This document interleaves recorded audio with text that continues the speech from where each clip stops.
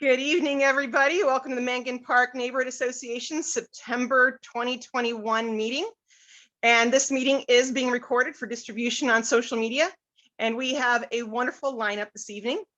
We are going to start with Lieutenant Brian Kinney and Fire Marshal Jason Lee about public safety in our area. Our second agenda item is going to be with Drew Hart, City Transportation Planner, talking about the Freeport Blvd Transportation Plan. Our third agenda item is recycling and solid waste is going to be giving us some updates, and we have John and Jasa here to talk about that. And then if time permits, I'll also be talking about redistricting a little neighborhood to chat. So without any further ado, I would like to start agenda item number 1 with Lieutenant Brian Kinney and Fire Marshal Jason Lee. Good evening, gentlemen. Thank you so much for coming to the Mangan Park meeting this evening. How are you? Very good. Thank you for having us, Jennifer. I'll let Jason just say a quick hello and then we'll get underway here. Hi, everyone. My name is Jason Lee. I'm the Fire Marshal for the City of Sacramento. Thank you. All righty, so I think most of you are aware, and I'm just kind of scanning and looking at all the names, so it's kind of nice to put some faces to some names, because I know I've exchanged quite a few emails with a lot of you already, which is really good that we're getting to interact with the community. So kind of my idea for tonight was, I'll tell you a little bit about myself. I have some crime stats specific to Mangan Park. And then I'll let Jason Lee address some of the fire concerns, because I know that's on everybody's mind. And then we can kind of circle back to the PD's response to all of those. And then of course, open it up for any questioning. So just a little bit about me. I took over at the very beginning of September as the executive lieutenant for our South Station. And with that, I also took over geographic responsibilities for much of Land Park, Southland Park, Mangan Park, and Chorley Park. So I am your go-to person in the police department for any issues you may have. I'm going to share my screen here. Are you able to allow me to do that, Jennifer? Yes, just a second. Let me make certain I remember how to do that part. I think what I typically do is I make you a co-host. That sounds good. And I only have one slide, but I think it highlights some of the stuff we're looking to do. Yes, we do want to be complete here, but I have to make certain I remember how to do that. Oh, I think I go in the participants list and then I click on you. And you are now a host. Okay, so give me just 1 second now to switch over.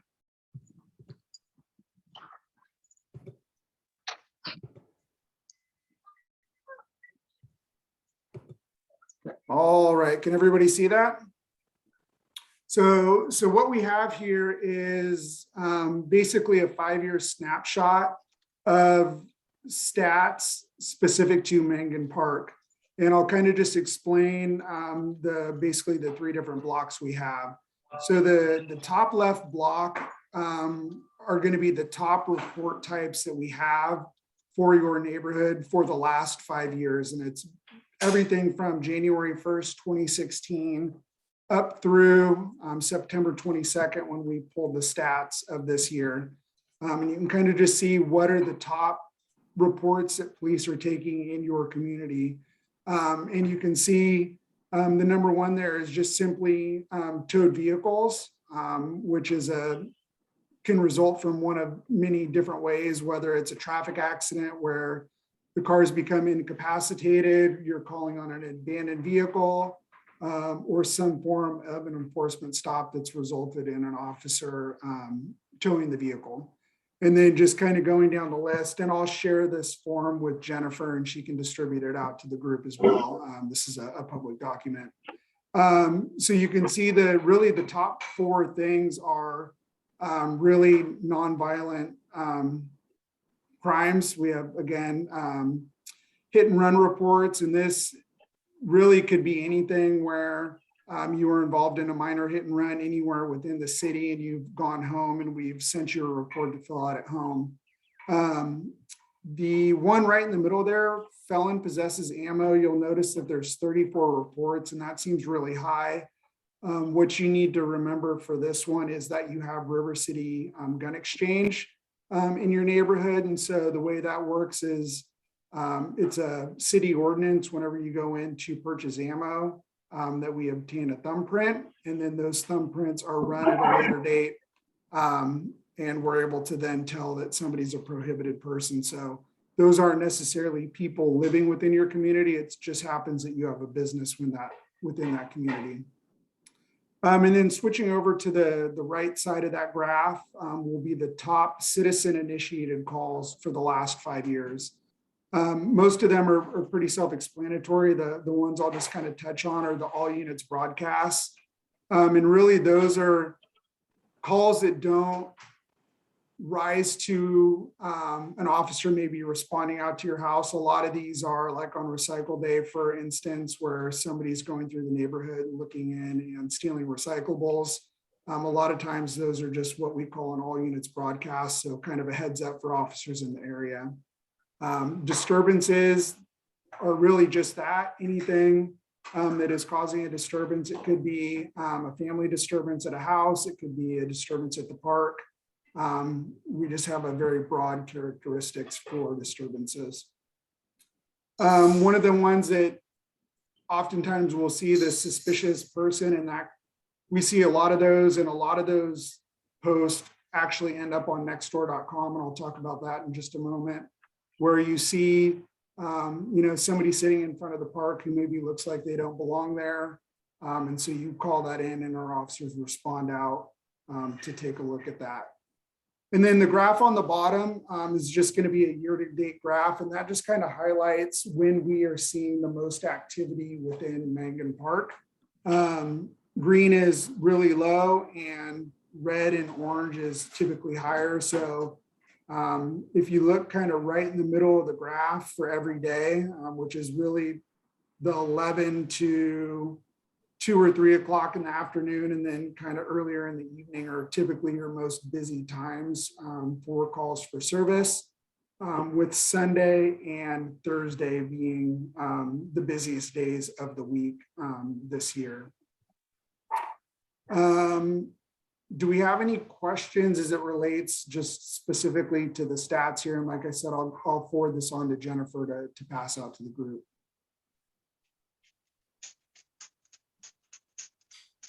All right, well, with that, I will stop sharing and I'll forward that to you here in a bit. I mentioned Nextdoor, and I think it's really good, especially considering some of the issues we're having in Mangan Park and Chorley Park, is when people are seeing criminal activity or suspicious activity and they're reporting it directly to Nextdoor as opposed to calling law enforcement. Nextdoor is a really good platform. We obviously use Nextdoor quite a bit, but what a lot of people don't know is we do not have the ability to monitor Nextdoor. So whenever community members go on Nextdoor and send messages, we cannot monitor that.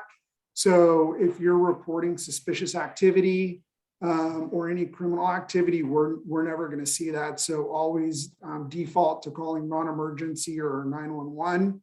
And then you can certainly go on Nextdoor to share that with the community and solicit additional information in regards to that. So with that, I think I'm going to stop there because I think Jason's going to have some good information that will then tie back to me. All right, well, thank you so much. My name is Jason Lee. I'm the fire marshal for the city of Sacramento. I've been with the city for about 16 years, been fire marshal for about 6 years. I oversee the fire prevention and investigations division for the fire department. So that's fire life safety, new construction, and also arson investigation. So tonight we'll talk about fires. We'll talk about fire activity within the area. I do have two slides to show you tonight, one for Mangan Park and one for Chorley Park with the fire activity for the last year. And so if I may, I could start by sharing that. Oh. Yes, I'm just now trying to unhost Brian Kinney to turn you into our host. Perfect. Jen, you should be able to hit the button at the bottom that says share content, and that'll bring up another screen, and you just select the option to have multiple people or to let others share. When I click on the green one, it doesn't do that. It only says only the host can share in this meeting.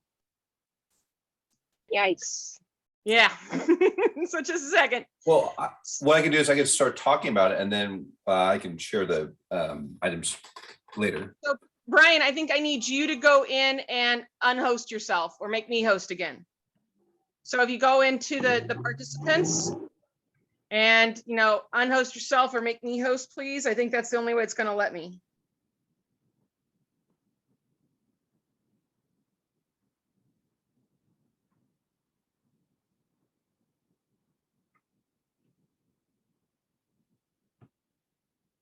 Why don't you try now, Jason? Okay, let me try. Oh, perfect. Okay, let me get to the.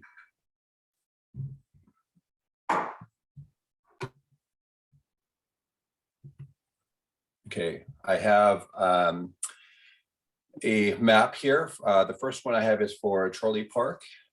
This is the fire activity that we've had within the last year. So we have around 20 fires. These fires consist of what we call outside fires. It could be tree fires. It could be open containers. It could be, you know, all sorts of different types of fires. So about 20 in the last year. And what we do is we actually will correlate this data. And if we see a pattern, which obviously we have 20 fires, so that's, you know, pretty significant. But overall, in context with the entire city, we have over 4,000 fires per year. So this isn't particularly any more drastic than any of the other areas that we have. But what we do is we look for patterns. And for arson, we need to be able to identify a suspect. And the way that we do that is through eyewitnesses, it's through video, it's, you know, a lot of those investigation techniques that we would impose. So in order for us to really be able to effectively pursue arson or pursue somebody that could be starting these fires, which we believe these are human caused fires, because there wasn't any other like weather or lightning or any kind of other things. So these are all what we consider to be human caused fires. And we have quite a bit throughout the city. So getting back to this particular area, we look for video, we look for reports, tips, and the best ways to provide tips is obviously if you have a crime in progress, please call 911, or if it is information relating to a crime, you can call the non-emergency number.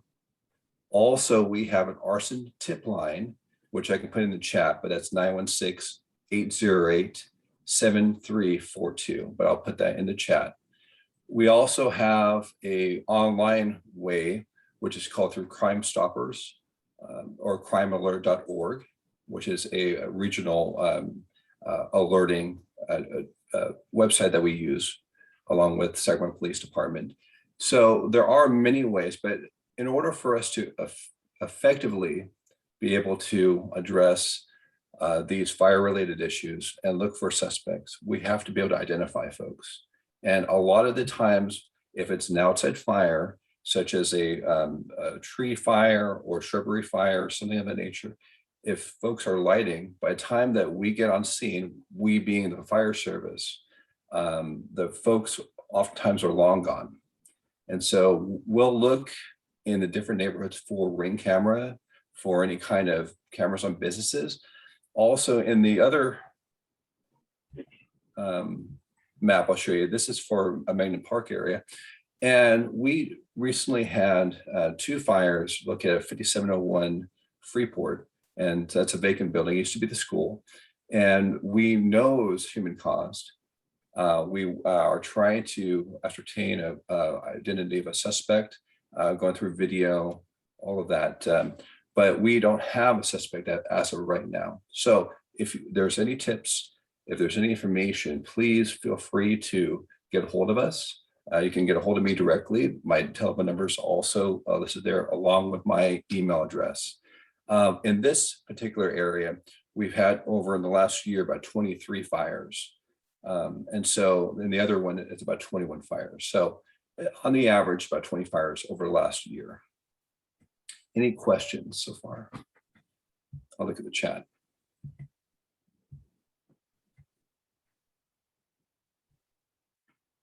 When do we call? We have a question.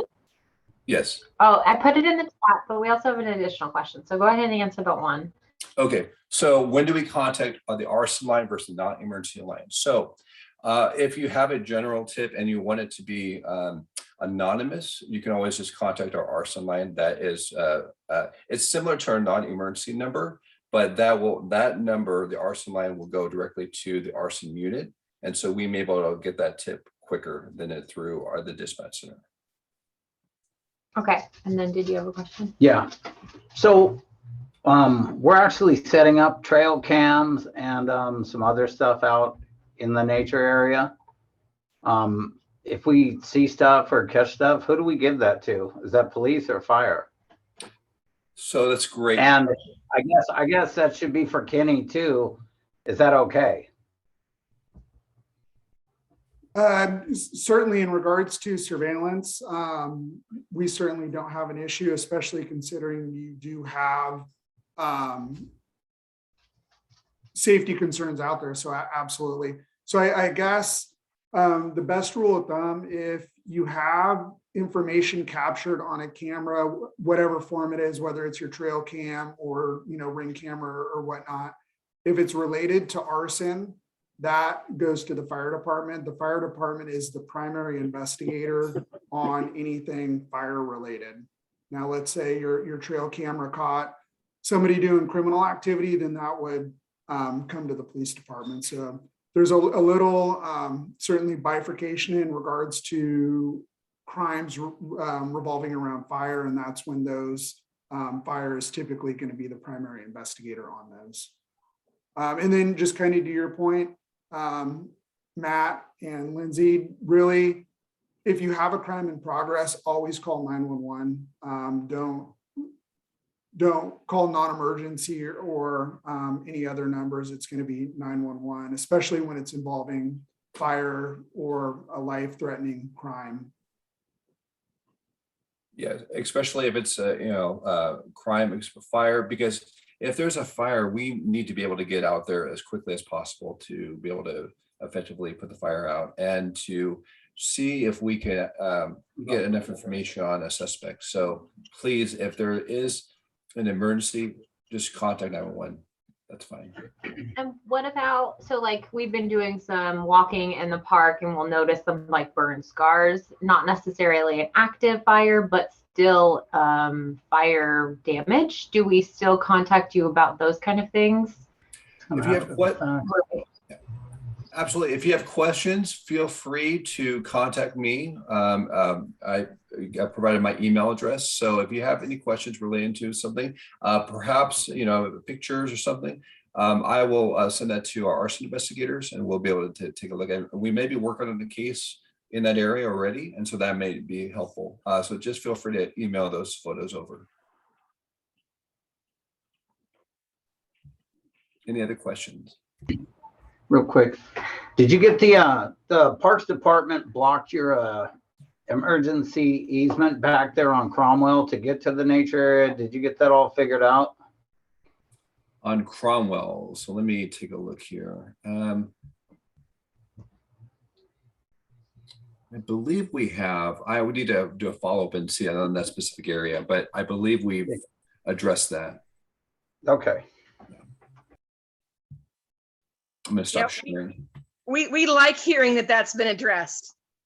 Yeah. We had blood pressure problems last Friday evening. Absolutely. Other questions out there about what's going on, what to do, all that?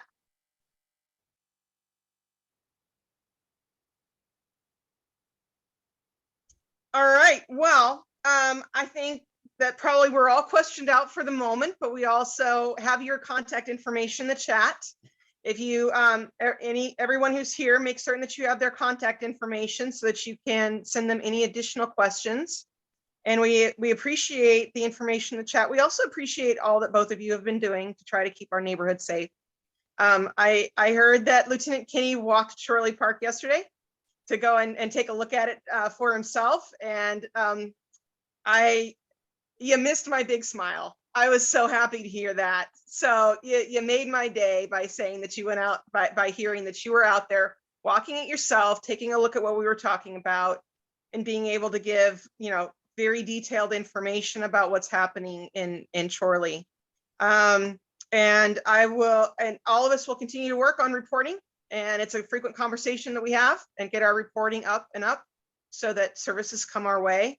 And so that we can also hopefully catch whoever's doing this, because this is causing a lot of problems for all of us. So thank you again from all of us. You're welcome to stay if you want to hear about the Freeport Boulevard Transportation Plan, because quite frankly, I think that could affect the staff of Sac PD and Sac Fire quite easily too. So you're welcome to stay, or if you may have someplace else to be this evening. We'll miss you if you go. But at this point in time, I'm going to say au revoir till we meet again. And Andrew Hart. Oh, Fire Marshal Lee, please make me host again. Oh, yes. Let's see. Where you go? Actually, I think you're actually Brian's the host. All righty. Let's see. So I don't use Zoom, we use Microsoft Teams. So can you walk me through on how to give that back to you? Press on the bottom bar, and then you should see participants pop up. Do you see participants at the very bottom? I do. Okay, go into participants. And then press on my name and say, make me host.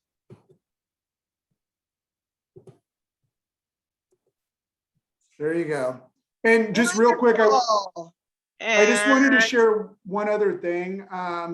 They weren't able to make it tonight, but I've been working with city parks as well, and the park rangers. They're also aware of the issues. The supervisor was going to go out to both locations and see if bringing work project out to do some vegetation control and things like that would be appropriate. So we're trying to attack this from all angles. And like Jennifer said, our contact information is in the chat. If there's anything you need, look forward to working with everybody. That sounds like a great idea. And I believe Matt King knows some people who will come and help out too. And we can just do our best to get all that dry brush out of there and clean it up and make it safer in so many different ways. So great thinking. And I'm certain we'll all be in touch with you about that. Yeah, we'll get it set up. Just shoot me an email and I'll get some more people out there if needed. All right, sounds good. Well, thank you for having us, and everyone have a good night. Thank you. Same to you, Lieutenant Kinney. Thank you. Have a great night. And Drew, welcome. We are looking forward to your information about the Freeport Boulevard Transportation Plan. Great. Well, thank you all. I appreciate the time and to be included in this great meeting that you all have. I will briefly introduce the project, but I'm hoping to hear from you all. So I'll walk through a little bit of an introduction about what we have going on at the city and get some feedback. And this isn't the only chance to give feedback. So no worries if things don't come to you right away. I'm going to also put my contact information in the chat right now. You all can see the screen, okay? Okay, so I want to start by introducing how we got here. So I work for the transportation planning group within Public Works. And what we do is visualize and plan for future transportation investments throughout the city. So we get to vision how we want to see the city change, how we want to envision moving around the city in the future, how we can move safer, more efficiently, different modes of transportation, all of that. So the Freeport Boulevard has been a corridor that we wanted to look at for quite a while. And I wanted to share a couple of interesting things. In order to be able to do efforts like this, the city actually doesn't allocate funding for transportation out of the general fund. So we have enough money from gas tax and a little bit of Measure A dollars that go toward maintenance, and that can fill some potholes and repave some streets, but really there isn't funding to do like this, the type of work that I do.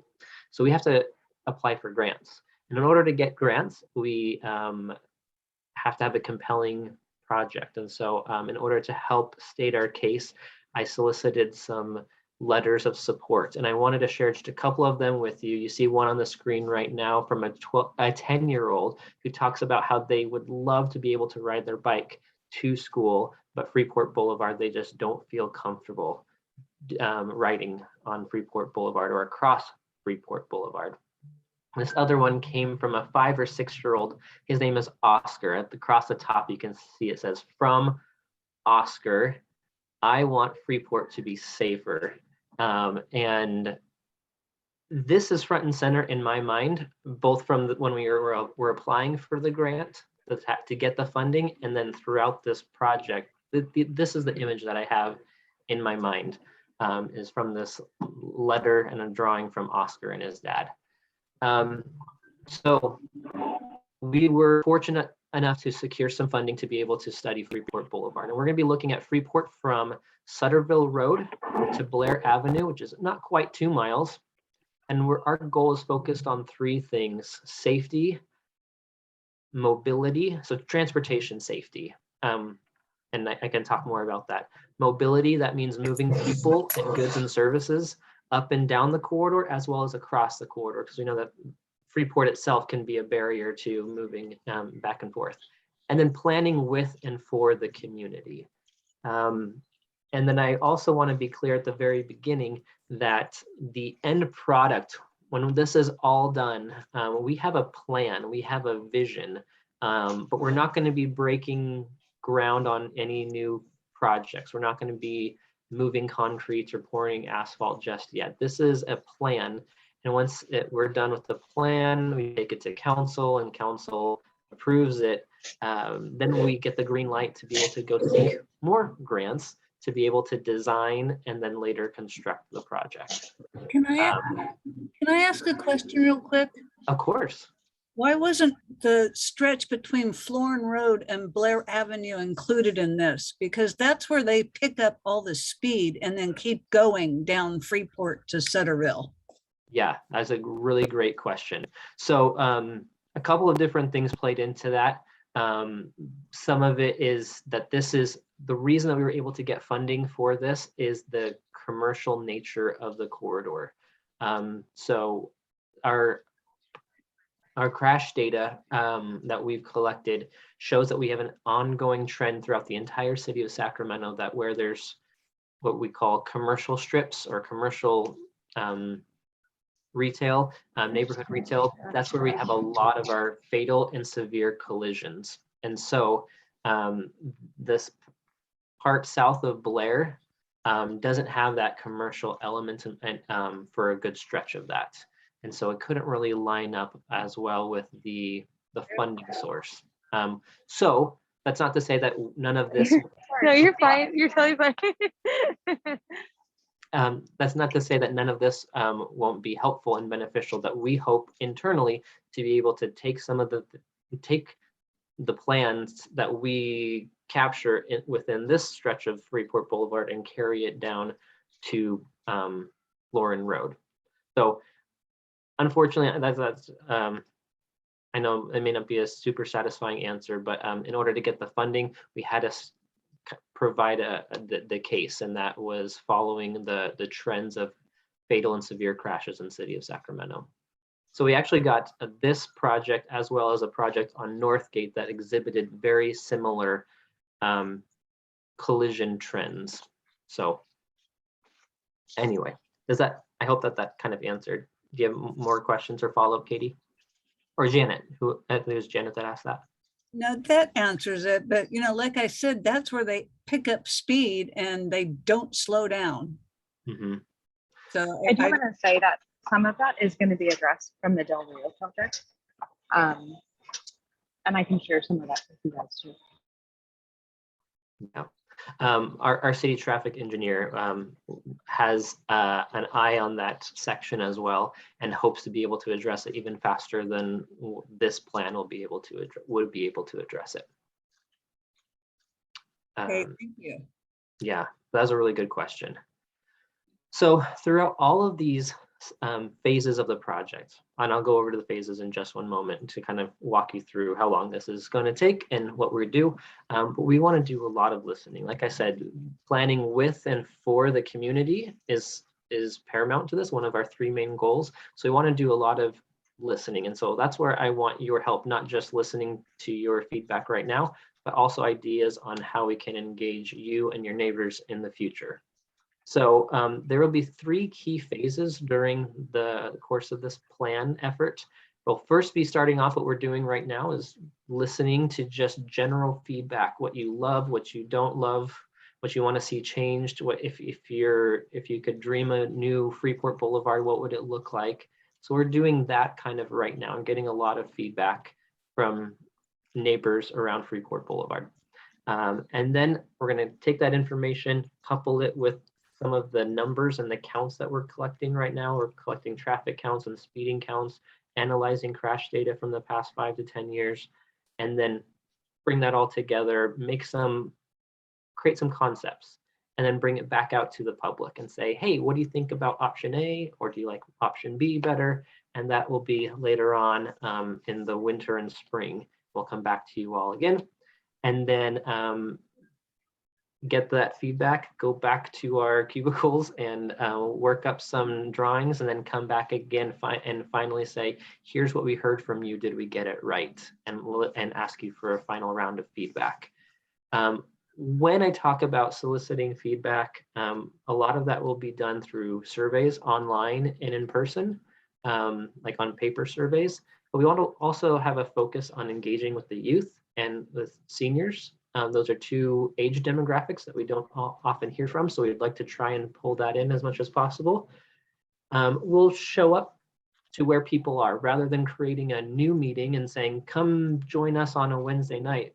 I want to come to you where you are already meeting your neighborhood association, or have a table outside of the library, or at a Junior Giants baseball game or something like that, and go where people already are and then can solicit their feedback as they come and go.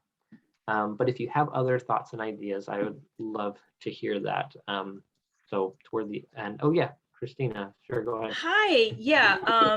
So I was just at a meeting yesterday with McClatchy and McKinney, Captain McKinney and a bunch of other people, and we were talking about the situation. So when you're talking about have a table, you might want to connect with McClatchy High School and find out when they're having some events, because we were talking about ways of slowing down traffic and things like, during pickup and drop off times.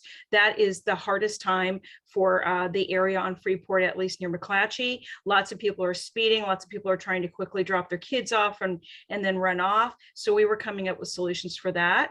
One solution that we discussed was having some sort of maps with waiting spots, so you could drive and park and wait for your student to come to you.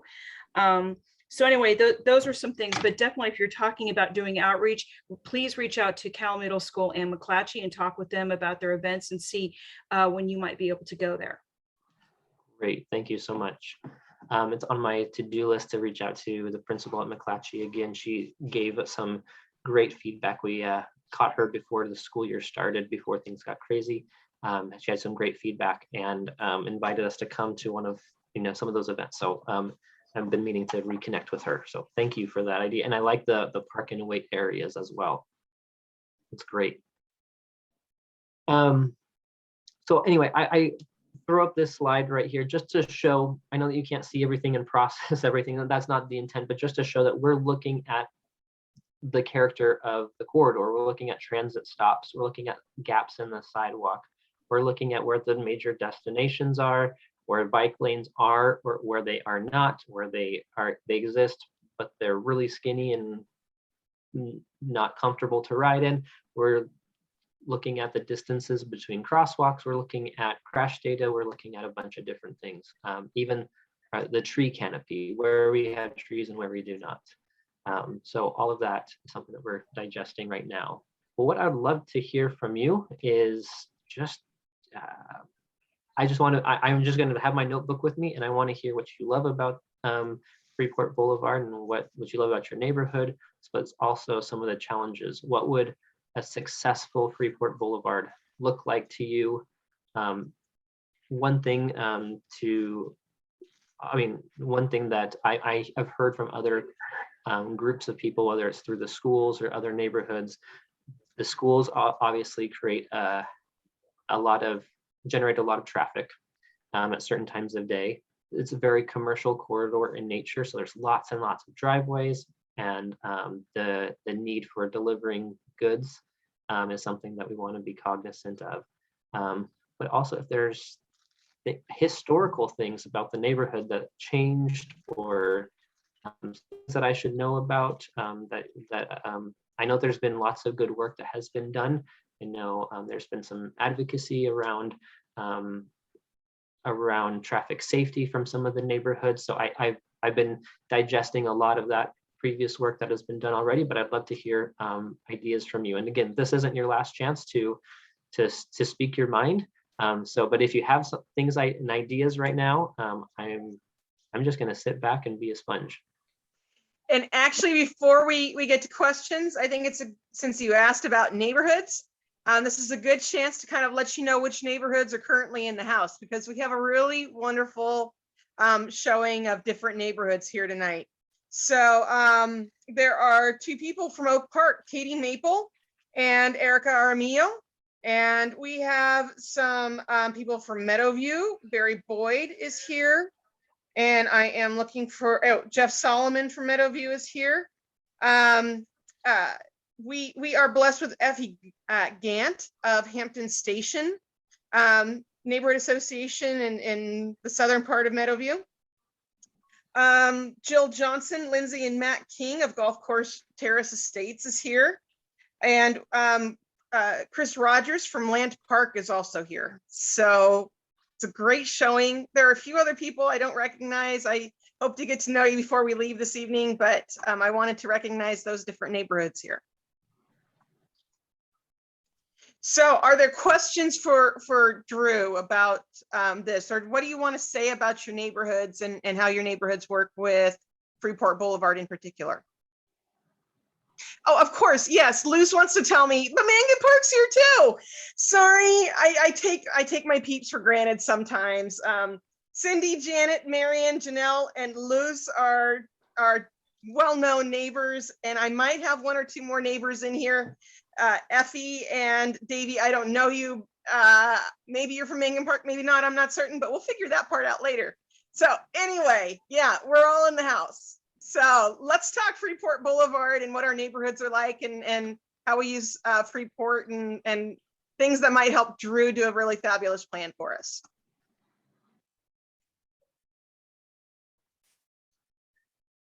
Yeah, Christina. Okay, I'll talk since everybody else is being a little shy. Come on, guys, you need to speak up. There's a couple of things I think on Freeport Boulevard, like I'm looking at the photo right here where it says listening, and there's the old open mall there. I would love to see clean sidewalks, trees, in the middle barrier. I would like to see plants and trees like you do in some communities. It's really nice, a lot more greenery. I know somebody who's been talking about roundabouts. I know we have a huge problem with speed. Part of that is, most of it is definitely behavior, but things that could slow people down a little bit, I think would be a good addition. some sort of bike path, you know, they're like your notes from the children who were talking about how they're trying to ride their bikes to school. That would be good too. So that's some of my feedback. Just, you know, clean, nice, walkable streets, little power washing going on, plants, redo the roads, you know. So that's what I would recommend. Thank you.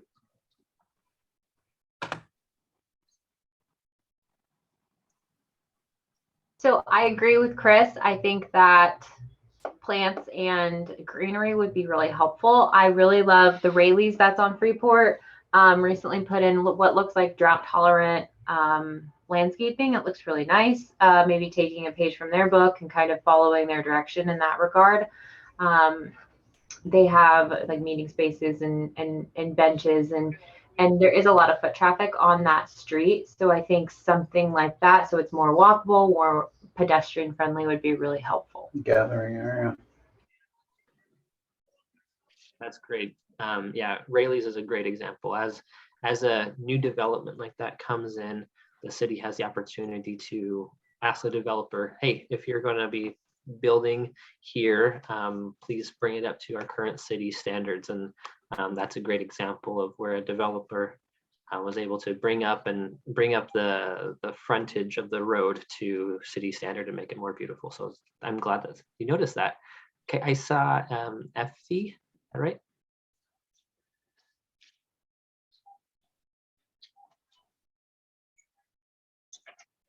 Oh, you're on mute, sweetie.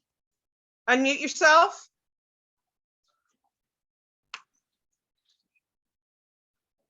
Let me see if I can help you out. Can you hear me? I can Yeah, hear you yeah, now. go There ahead. you are. Okay, well, thank you for the opportunity to just share about our neighborhood.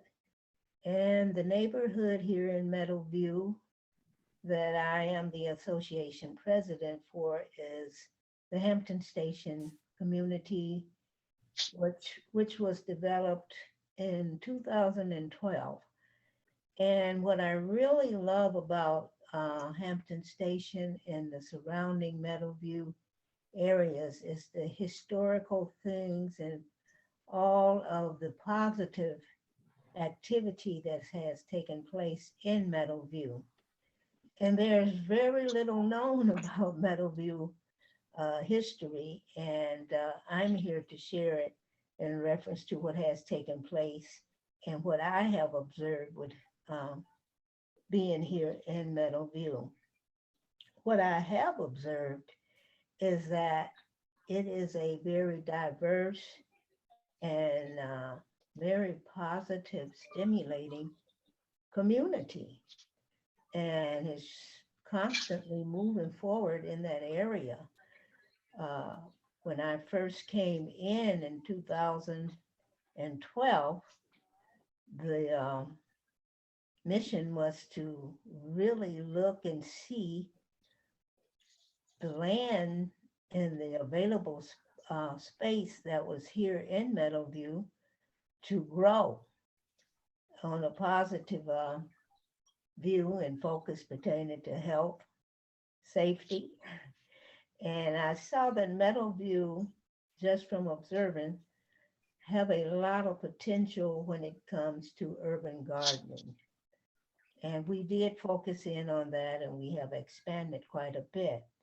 Being here in Meadowview, the history, even as of this day, that no one really seems to know that much about, is that Meadowview actually have gardens that are certified by the Food and Agriculture Department to grow healthy fruits, vegetables, plants, and trees.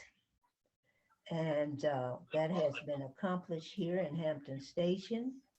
Also, Meadowview has what we call an urban licensed nursery right here in Meadowview. And we have programs where we teach our youth based upon how to grow healthy and how to grow urban gardens. So there's quite a bit, and I'll get an opportunity to share more My concern mostly is that we're focusing in on transportation, of course, safety, because there is a lack of safety when it comes to transportation and the spacing here in Meadowview, especially when you're coming from Meadowview and you get close to the light rail.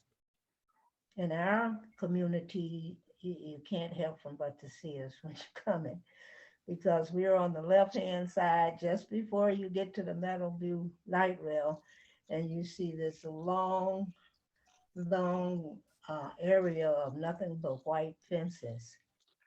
And that brings you directly into the Hampton Station community. So we're looking forward to collaborating with different, Sorry.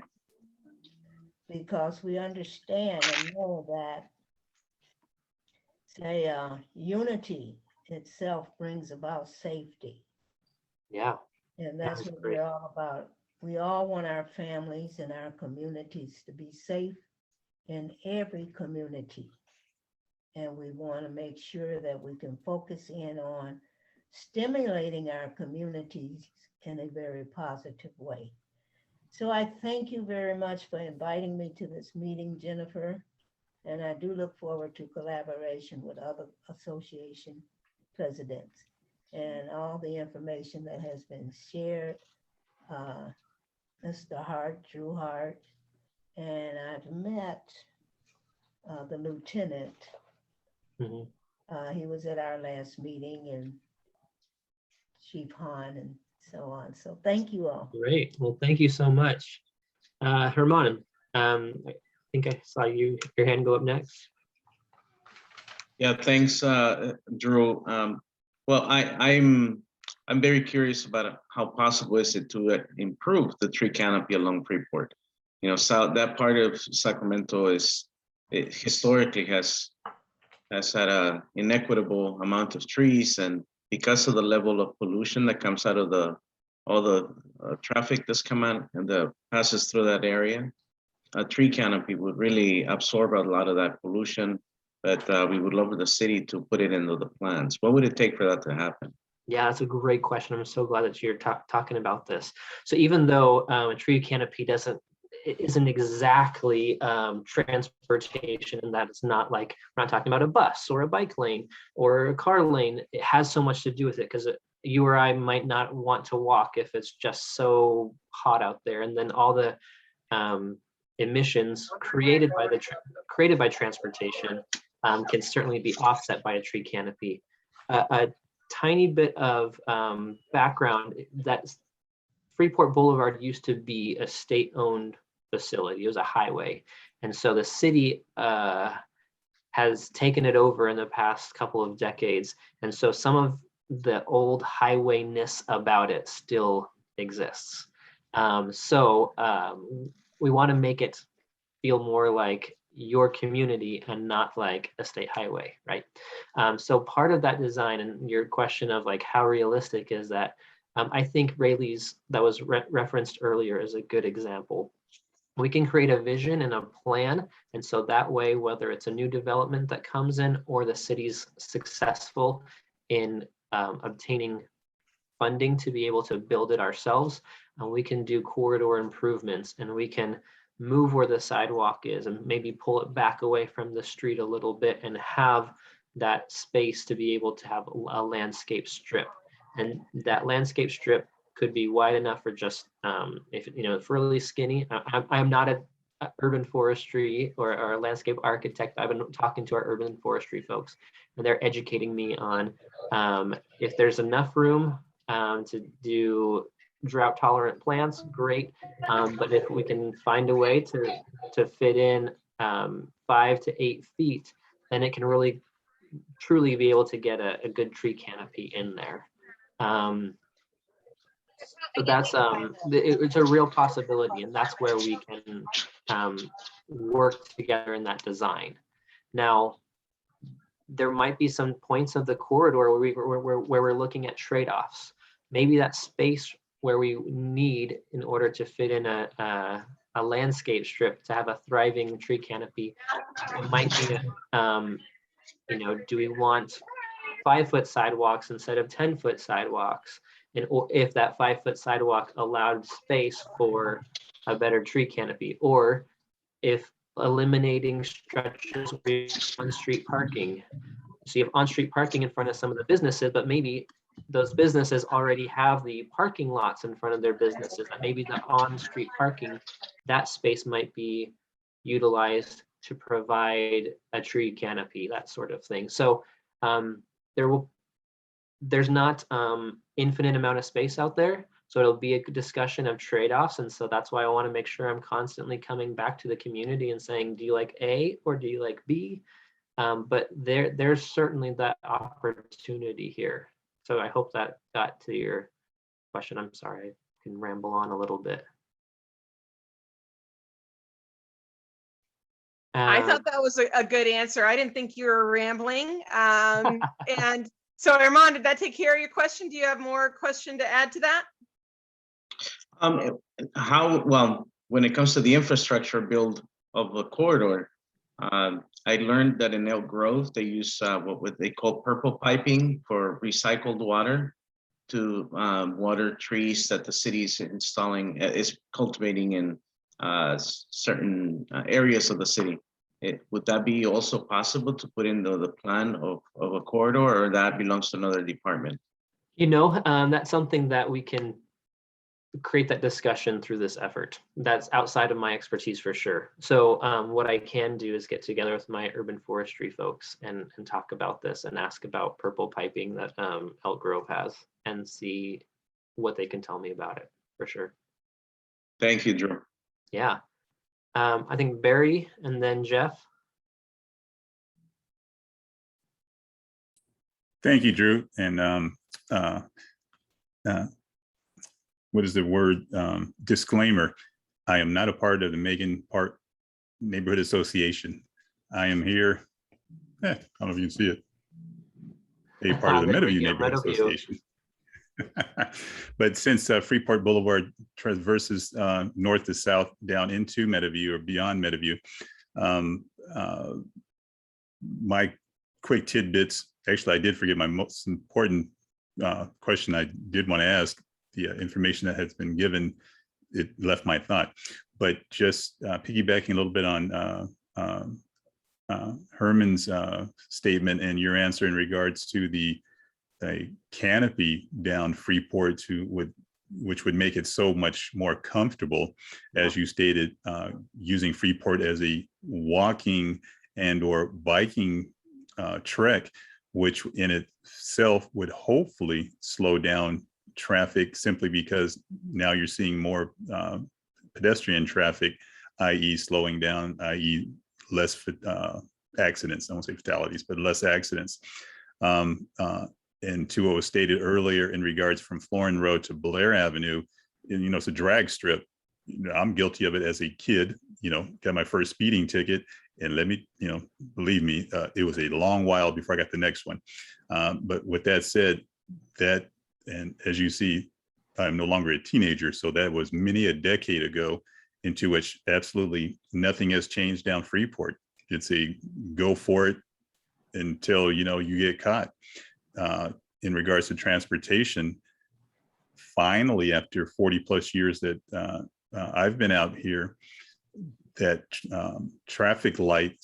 street lights have finally came up on the west side of Freeport Boulevard between Meadowview and Florin. That's 40 plus years again since I've been here, that there weren't any up until just what was that, a year ago, maybe just over a year ago. So the dimly lit Freeport Boulevard from Florin Road to was that 43rd, can we get street lights to illuminate the entirety of the street on both sides, as opposed to where it is between on Florin and Meadowview? To which I asked, I go, hey, District 8 would like to be lit up as well on the east side of Freeport, just as well as District 5 is on the west side. Of course, I got the long-winded story. I'll slow my long-windedness down. Well, that was the monies that were involved through the California Highway Patrol grant, safety, something. I was like, huh, none of this came about until I complained about it in an SHRA meeting that Stockton Boulevard was getting street lights from Florin to, I think, 47th Avenue, and full exposure. I am a SHRA commissioner, so that's why I knew about that, those street lights. And that's when I asked the question, can we get street lights in Meadowview? And 2 weeks later, we had street lights, not in Meadowview, but in District 5. But hey, some lights are better than no lights. But we did, I'll take that back. We had, I think, 2 or 3 lights that were put in on Meadowview that also is underlit, going from Freeport Boulevard down to 21st, back to Freeport.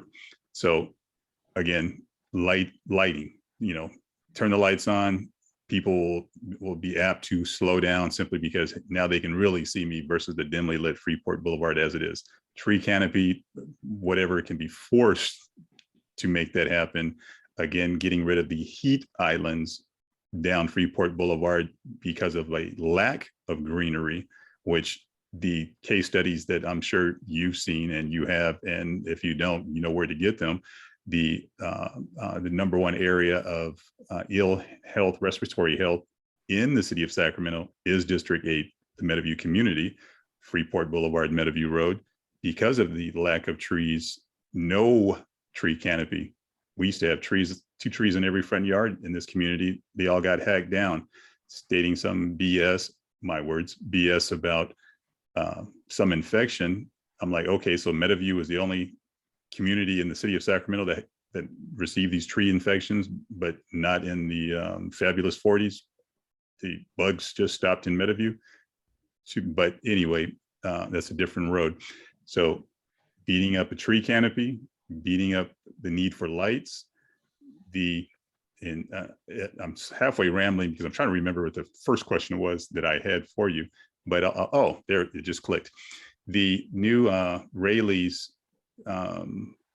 grocery store, where there is just 2 ways out. It's looked like someone altered, not someone, that the plans were altered in regards to a 3rd inlet, egress ingress, just, what is that, north of the Safe Credit Union, where it's parking, but it looks like you would continue east, like as if you were going to hit Freeport Boulevard, but it's, you know, bricked off and landscaped, as if someone said, you know what, we won't give a quick, easy way out if someone robs the credit union right here. But with that said, the somewhat I don't say pile up, wrong, not a good phrase in speaking with transportation, a line that seems to form coming into the main entrance into Rayleigh's could use that additional inlet where it is now closed off. If anything can be done to open that up, or if there's a report that can be sent to me that will tell me exactly why that isn't opened up, I'd be welcome to receive that. And with that, let me stop yapping. If I think of something else, I'll come back to you. Thank you, Drew. Gary, that's good feedback. And I don't have a report to send you right now on the inlet that you're talking about, but I will say, generally speaking, fewer driveways, the better, so that there's that, so that we have fewer conflict points. Part of the challenge with commercial corridors like this, and why Sacramento sees high numbers of fatal and severe crashes around commercial corridors, is there's dozens of driveways along the corridor, and that many people making right and left turns across traffic. And so that is a very simplified answer, but I can try and dig in to see if I can find anything more on that that specific area that you're talking about, because I'm not speaking particulars on this area, but just general speaking. Thank you. Sure, Jeff. Thank you, Drew. I have 3 points. First, I'm treasurer of the Meadowview Neighborhood Society and on the board. I don't have my shirt on like Barry did, but trust me, that's who I am. I'm Barry. My 3 points are the following. I heard earlier that somebody was bemoaning the fact that it didn't go down to Florin Road, and I'll add on all the way down to Meadowview Road, of course. Those are the areas, like somebody mentioned, that the speeds are the highest. And I would be very frightened, scared to ride my bicycle there. As a matter of fact, I just bought a new bike a couple of weeks ago, and I've been riding up Amherst, stopping Smart and Final rather than going to Bel Air, because Freeport Road scares me. So I'm looking forward in the future to having a safe biking experience. Regarding biking, I think as biking becomes more and more popular, you're going to really have to be keep mindful of how to create a safe biking environment with all the traffic, especially with the children. Keeping in mind how people are going to deal with the right of way and which side of this road you're going to be on. It's something that might grow and should be mindful of. And then finally, my last question is that I've been in cities where at traffic stops they have stops on both sides, and then just pedestrians walking all the time, rather than having to worry about somebody making a left turn and getting hit. And that would be great on Meadowview Road and Freeport Boulevard. But I think it might be a great thing to consider in general. If that might be helpful to Sacramento in general. So that's all I have to say. If you have any comments regarding those things, thank you very much for the opportunity to speak.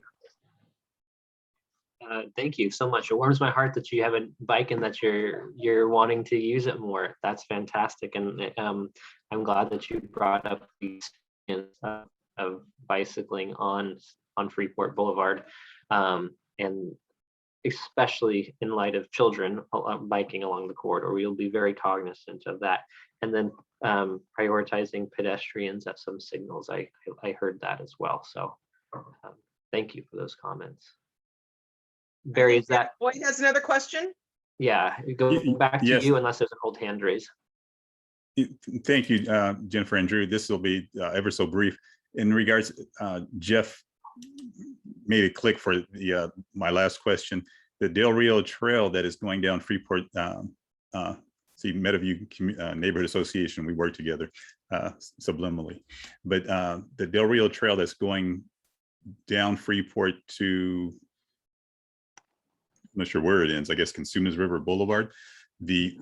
So part of the traffic mitigation for transportation will already start as the Del Rio Trail comes into fold down Freeport of the areas that we're speaking of now. So I can't remember everything from that meeting. So coming down the commercial corridor, the higher commercial corridor of Freeport, are the sidewalks going to be the extended street green strip spacing, then sidewalk, or how does that go? Street, green space spacing, bike lane, then sidewalk to accommodate the Del Rio Trail plan? Great question. So Del Rio Trail, for those of you that don't know, is a bike path or a trail, shared use path, whatever you want to call it, that starts north of the zoo, thereabouts, north of Sutterville, and it comes down kind of mostly south, kind of southeast-ish, diagonal for 4.5 miles or something like that. I'm sorry, I don't know the numbers off the top of my head, but it does tie in down by Consumers River Boulevard. And it is parallel to Freeport Boulevard for the most part.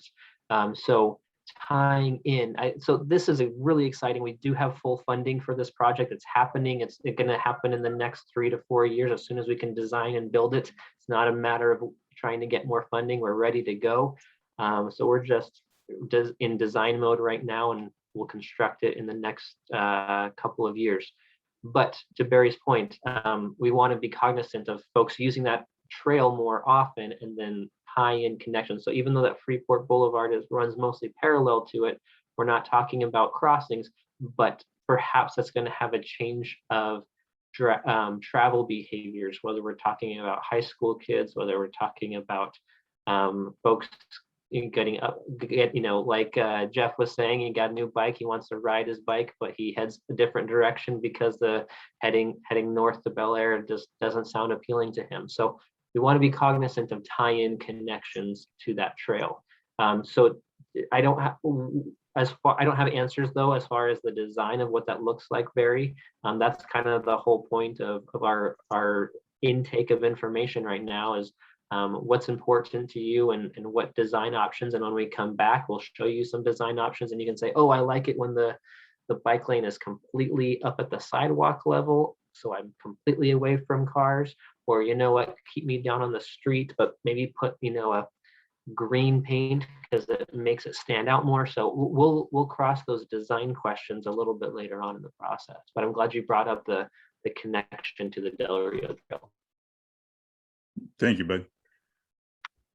And just so everyone's aware, I'm seeing the great chat and the great discussion as well in the chat box. So I see Lindsay and Matt King talking and Jill talking about the solar lights and tree canopy. So I'm not blind to that. The great discussion happening. Other questions? Yeah, I don't want to take up too much time, so I will kind of just wrap up. We do have a survey that will be on our website, I'm hoping tomorrow, but certainly this week, where you can go on there. It'll be an electronic survey. You can click on specific points on a map to say, I hate this intersection, it's awful, or let's have something more like this.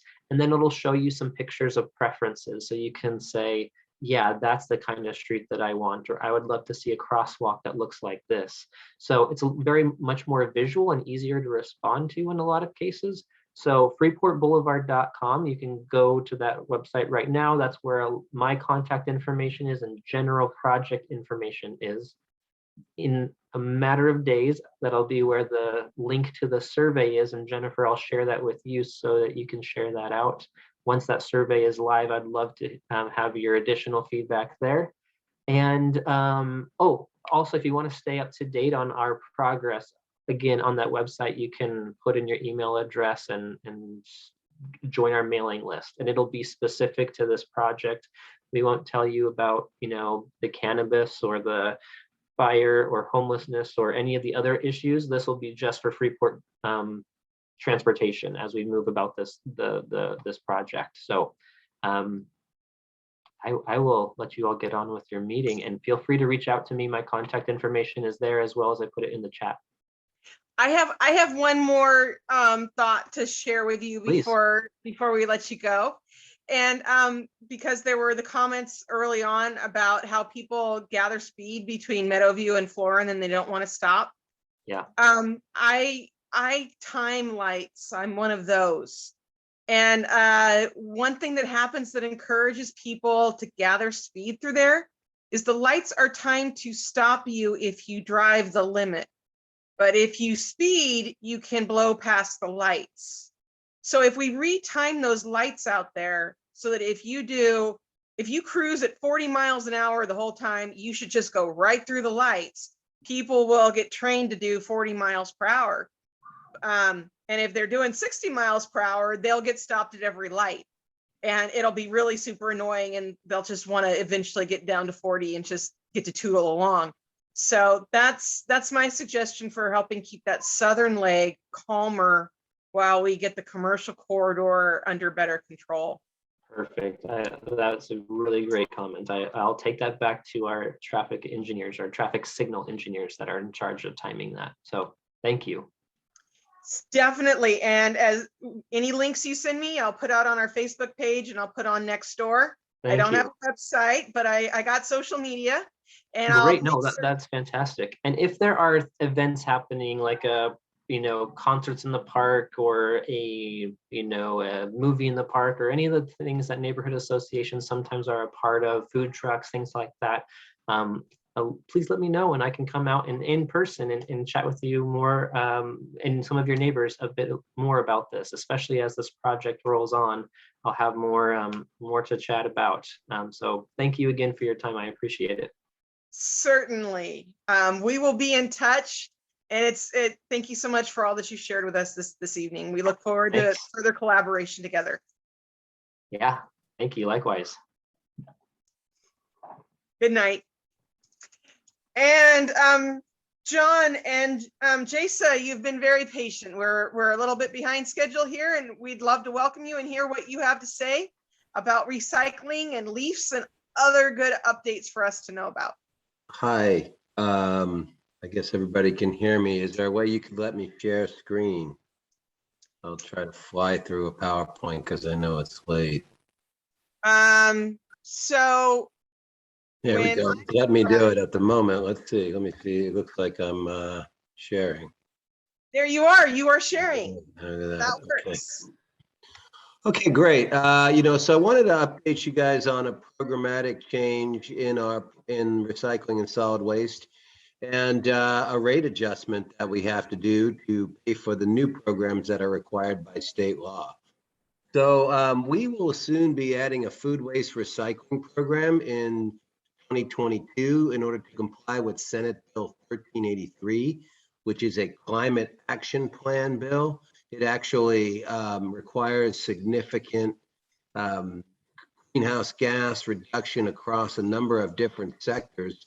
And the largest one is recycling and solid waste relative to food and organic waste in landfill. And this chart just shows you a little bit of some of the data behind the legislation and why the state is now forcing the cities in an unfunded mandate to recycle food waste. So we will be providing, when the program rolls out, education leading up to the launch, direct mailing, social media. Residents will have an opportunity to get, I'm going to grab mine, one of these little kitchen countertop food waste recycling containers where you put about 2 gallons of banana peels and eggshells and things like that.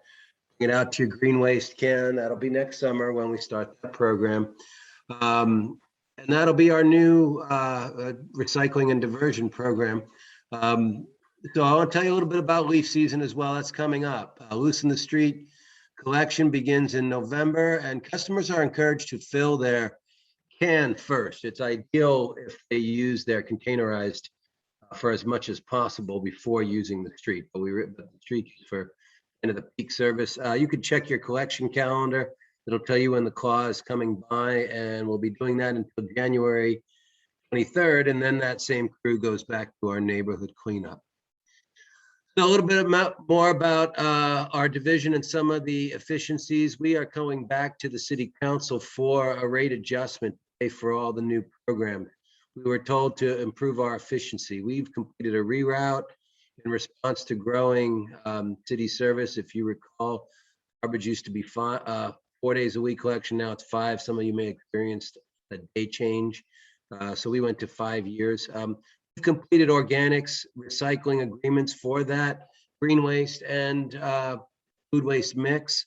And while those processing fees are a lot more because we have food waste in there, we're going to 3 facilities. So we're reducing vehicle miles traveled.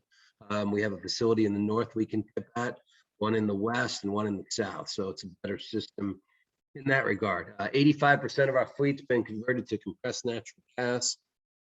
And we're completing construction of a facility down in the Meadowview Corporation Yard, a CNG station.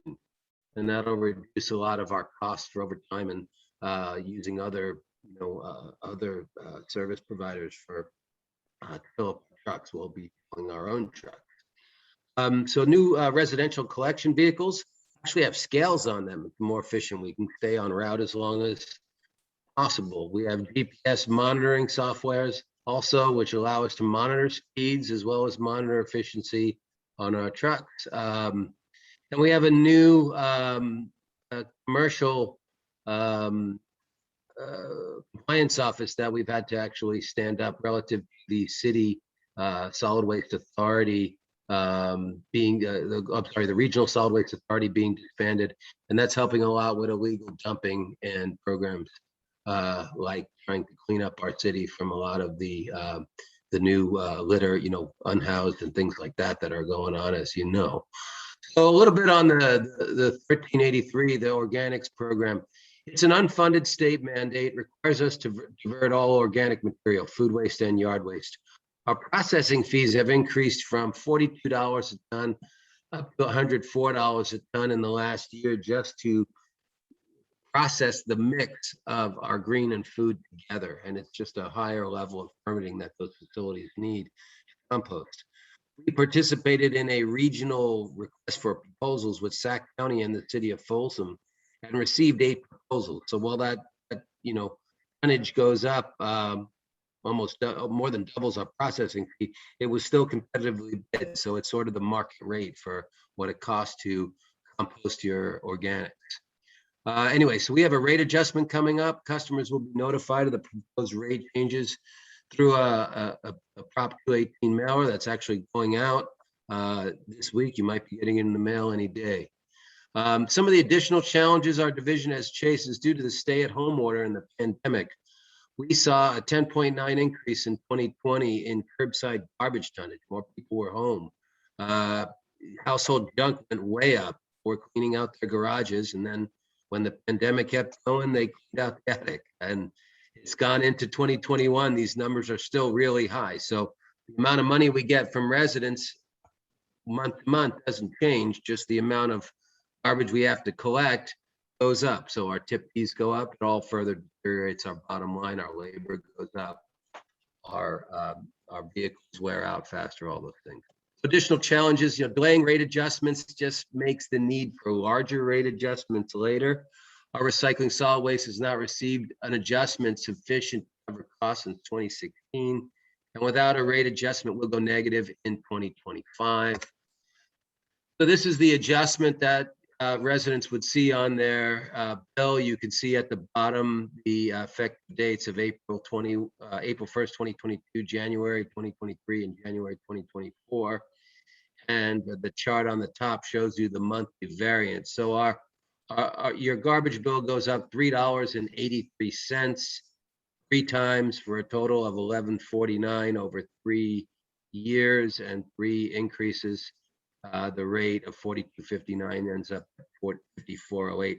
That's the average, which is our 64 gallon can. There's different rates for the 38 and the 90 if you use less garbage.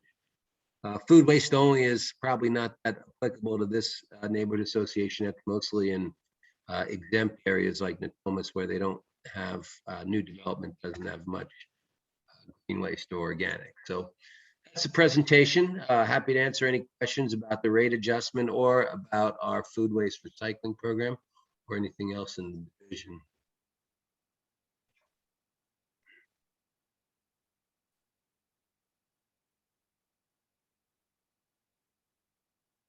Well, that sounds pretty quiet out there.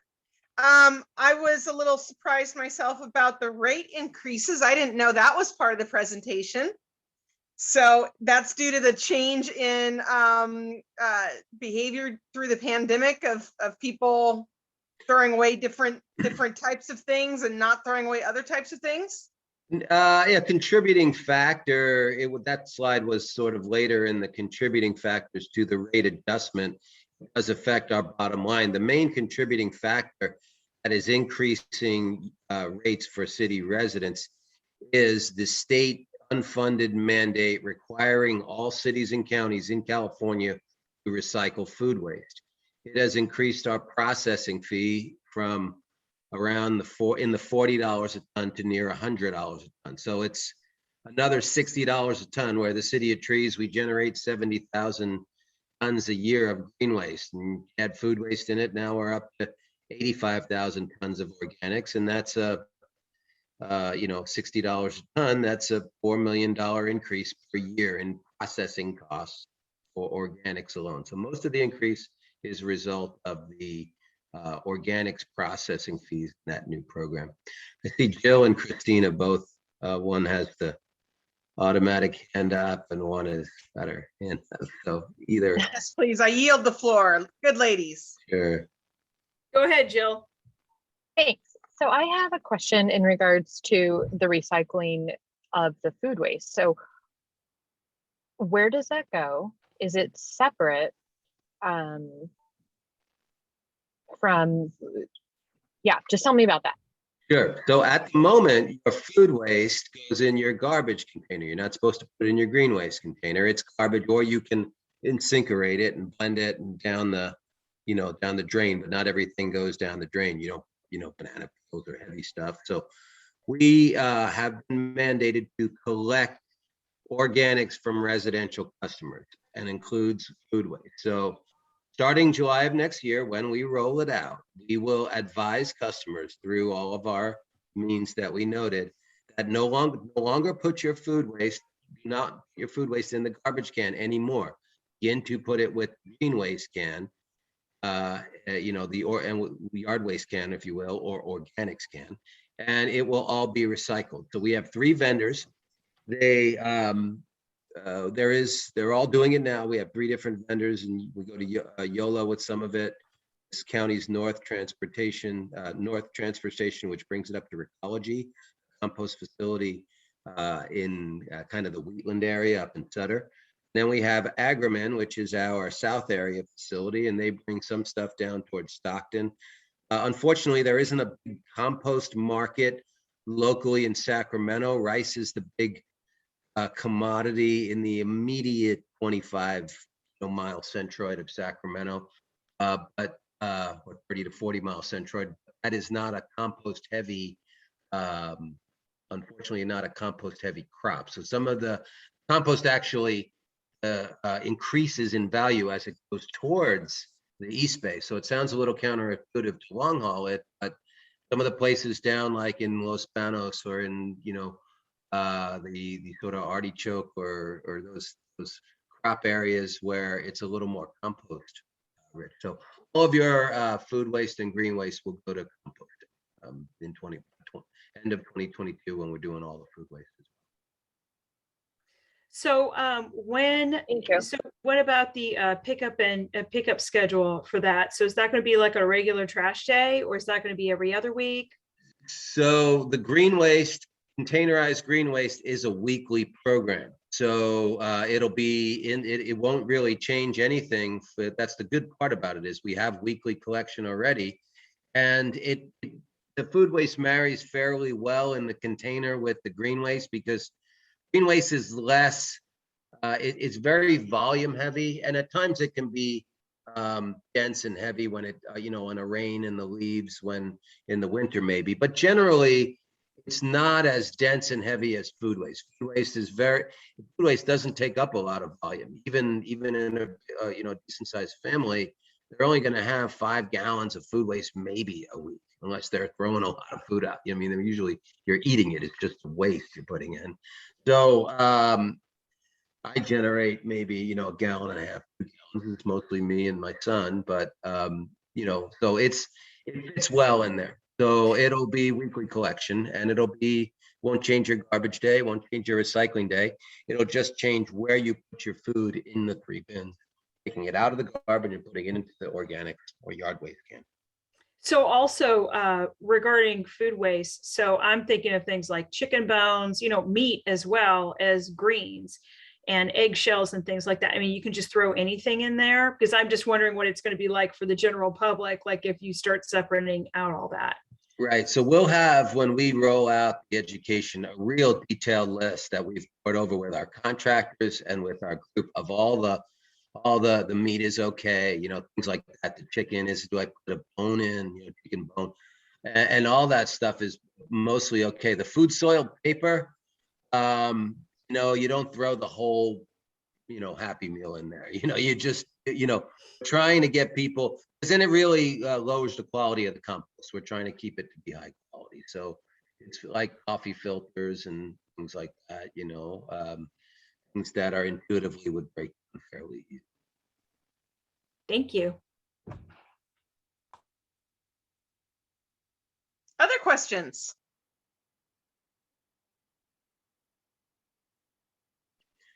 Thank you all.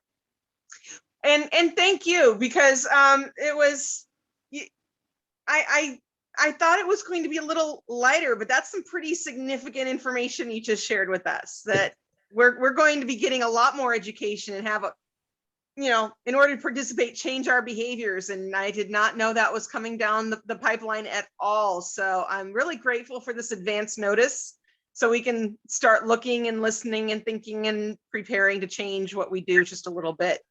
So thank you. We're really grateful. If you send me any links, the same offer applies. I'll be happy to put stuff out on social media and share it on email lists and stuff, and make certain everybody has the information when they need it.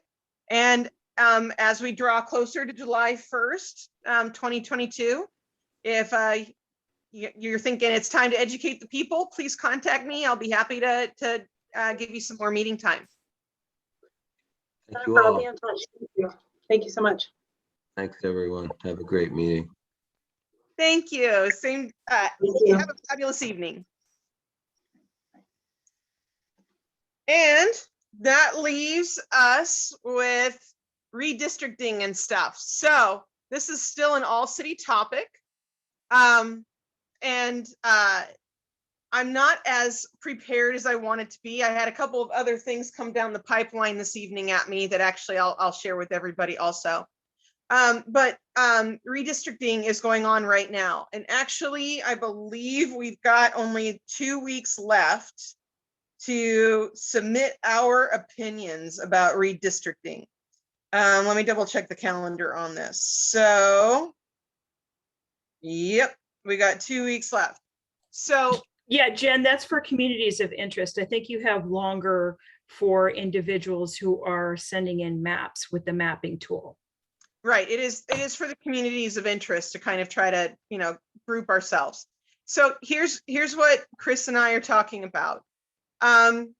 It's every 10 years after we do a census, the city reconsiders how it's grown and how it's developed, and wants to try to balance out the numbers in the council districts so that each city council has about the same amount of voters, trying to keep the councils balanced. And, you know, one council doesn't have a lot more people in it than another. So we just completed our 2020 census. So it's time to redistrict Sacramento. And there is a redistricting commission that has been holding community meetings throughout the summer. And, you know, the commissioners in the end will draw our boundaries for us as to where District 1, District 2, District 3 are going to be. With the ideal being is that the populations in each council district are going to be about the same. But in the meantime, the part where we get to participate in that is right now in going online and creating a map where we think there are neighborhoods that are similar to us and that are ideally adjacent to us also. So, you know, we want to be telling the city how we see our neighborhood fitting into a council district. And that's a community of interest, the COI, communities of interest, that Chris and I were just talking about. So what I wanted to have was a beautiful little presentation ready to go with a bunch of links that, you know, everybody could just click on, and it would, and I didn't get there today. And I feel bad about that for myself. Nevertheless, I can send out links to everybody's here and put them back out on social media, et cetera, and encourage people to go online and create what you think of is the map for your neighborhood. So I know I'm talking to a bunch of different neighborhoods, a lot of different personalities, a lot of different kinds of activities and lifestyles represented here. So you want, I'll get you those links, and you want to take a few minutes to go and tell the city which neighborhoods that are adjacent to you see yourself fitting in with the most. So like I had an interesting conversation today with somebody who, it kind of shocked me, but I kind of thought about it. He said, I kind of think of like Fruit Ridge to Highway 50 and 99 to 5 should be like one council district. Like that's a group that kind of belongs together. I'd never thought of it that way. That was kind of different, but he was going to be creating a map. At the time that we spoke, he hadn't done it yet. He was going to be creating a map that said just that he thought his neighborhood should be the part of a city council that is, right now districts 4, 5, and 6 kind of run north-south long ways. And he was like, no. 4 should be Fruit Ridge to 99, to 50 to I-5. And that should be city council 4. I was like, okay, so you get to go in and create what you think are the right maps in the communities of interest mapping. That does not mean that you're going to automatically make that happen. I mean, once again, it comes down to our commissioners are the ones with the power in the end, but that's your feedback.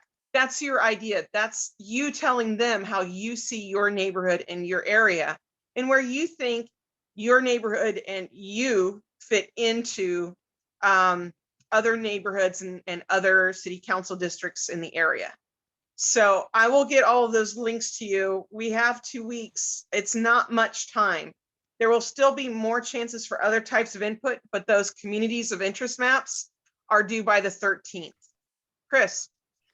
A couple of things, because I was on that call last night, the redistricting call, and those are the links that you're going to put out, right, Jen? And hopefully there'll be a meeting link too, because I haven't seen that one yet, but that kind of gives a layout of how to use the maps. Now, here's the thing with the maps, because I was talking with our land use guy about this today, and that is that they're not super user friendly. So, as far as being intuitive, it's like you're going to need the training. You're going to need to go online and watch the video in order to do it. So there's 2 ways you can go about this as far as a community goes. Communities of interest are like PBIDs, neighborhood associations, local nonprofit organizations, groups that, are community groups. And they can actually work together to create a map, right? And then what they can do is you can put up a link of your suggested map. So neighborhood individuals can either go and look at that map and say, yeah, I like that. I'm going to like that one. And you can heart it. And that will just get like a vote. So all those little maps so if your neighborhood creates a map that the community agrees with, then that's how you can do it, is you can get more votes that way. It will get more attention. Or, you can do that on top of letting people know if they're not happy with that map, they can still create their own map. Now, there's 2 things to know about also, is that you can do a map that's just focused on your specific district. So if you want to start just, creating a border for your specific district and changing it, you can. Or you can actually do it for like all of Sacramento. You can do all the districts. I personally think that as a neighborhood, for my neighborhood, I would prefer to just focus on my district, because I don't think I have the right to go to somebody else's district and start thinking how they should do theirs. I mean, that's just me though. But I think that if we're really focused on our districts, and if we do it right, I think we have a better opportunity for that.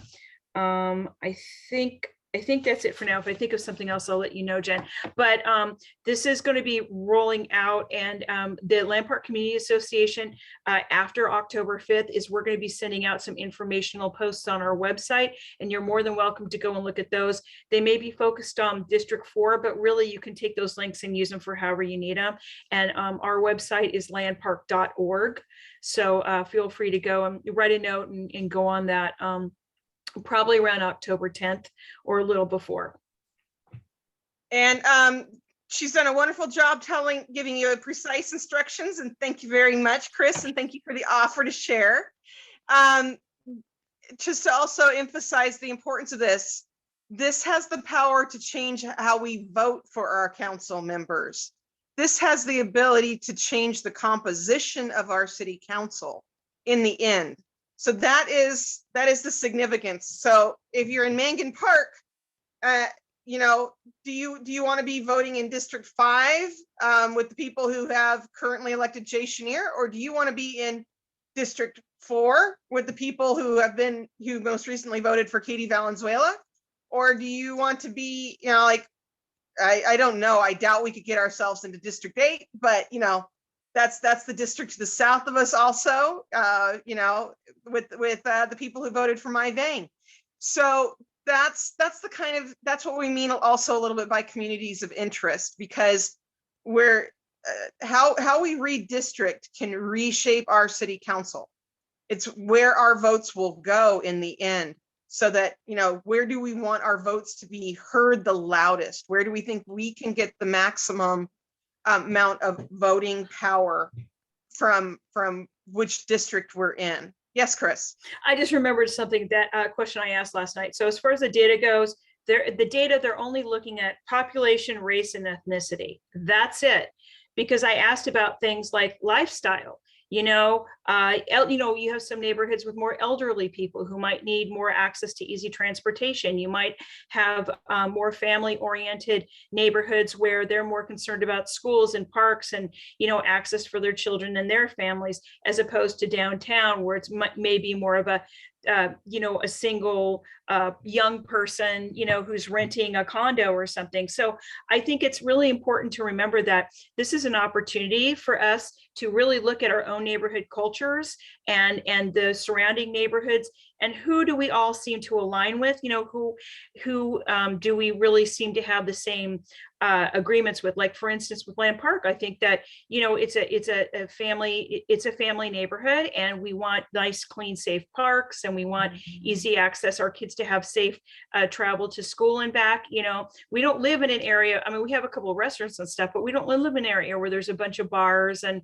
you know, there's a big convention center or something like that. So our needs and our desires are going to be different from maybe some other areas, you know, or areas that may seem a little more rural.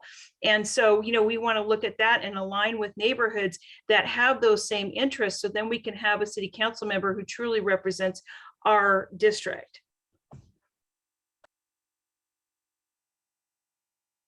Well, you got some likes and some loves for that one, Chris. So well done. That was beautifully explained. Thank you very much. Are there any, I'm just going to say, any more questions for Chris, because she's knocking it out of the park here. All right, well, Chris and I will be sending out information. Please look at it. Be thinking about, before October 13th, putting your 5 cents in, and letting the redistricting commission know your opinions about how we should have city council districts in our area. And then that brings us to kind of the neighborhood chit chat, kind of lower level stuff. And I was kind of going to see who is still hanging with us right now. Who do we have? Because, all right. Got it. So one thing,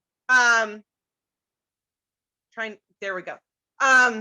Just got word this afternoon, like 4:30, when I was supposed to be doing stuff about redistricting, that at 9 o'clock, the city council is holding an emergency city council meeting about placing homeless sites. So I think they just posted this today. So yeah, be thinking about 9 o'clock, hopping into that homeless sites meeting. The staff report was a little worrisome, but I was still left wondering what they're exactly doing in an emergency meeting tonight. So if you're so inclined, you might want to zoom in there, and we'll definitely be done here by that point in time. And then so that's one thing of heads up. The city council's doing something about homelessness tonight that they didn't notify us about in advance, and they're not giving us much time to prepare or know what's going, but at 9 o'clock tonight they're doing it. So that's one thing. And then also kind of checking, how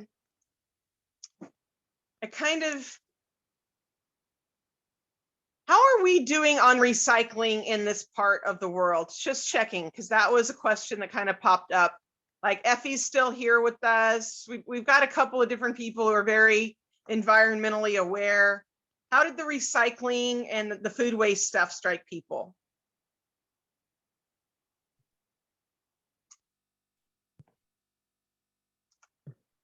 Herman, I see a green box around your name suddenly. Well, you know, that this is going to take repetitive efforts to educate people across the board. It's going to take a while for neighbors to start getting used to the new recycling approaches.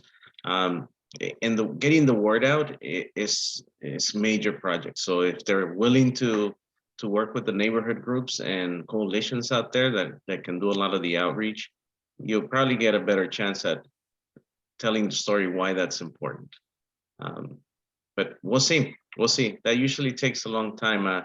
I once worked in a project where a neighborhood was just going from the regular trash pickups to recycling, and it took about 5 years really to get to 100% education, and where people were actually developing the habit of putting recycled materials in the right container. So there's a learning curve, but I'm glad it's happening. I would love to see that as part of the transportation corridors, you know, where they have recycling containers along the corridors. I've seen that in other cities where they have the 3 different containers permanently stationed. That also helps to, you know, keep telling folks that that's important to do. Oh, thank you. Anybody else have some reflections on what's going on with our recycling and solid waste? Because that was a shocker. All right, great. And then also, I don't have a whole, I've got something like 2 or 3 Mangan Park people left. The people who are still here are from other neighborhoods. So I'm actually not going to go quite as Mangan Park as I had planned to.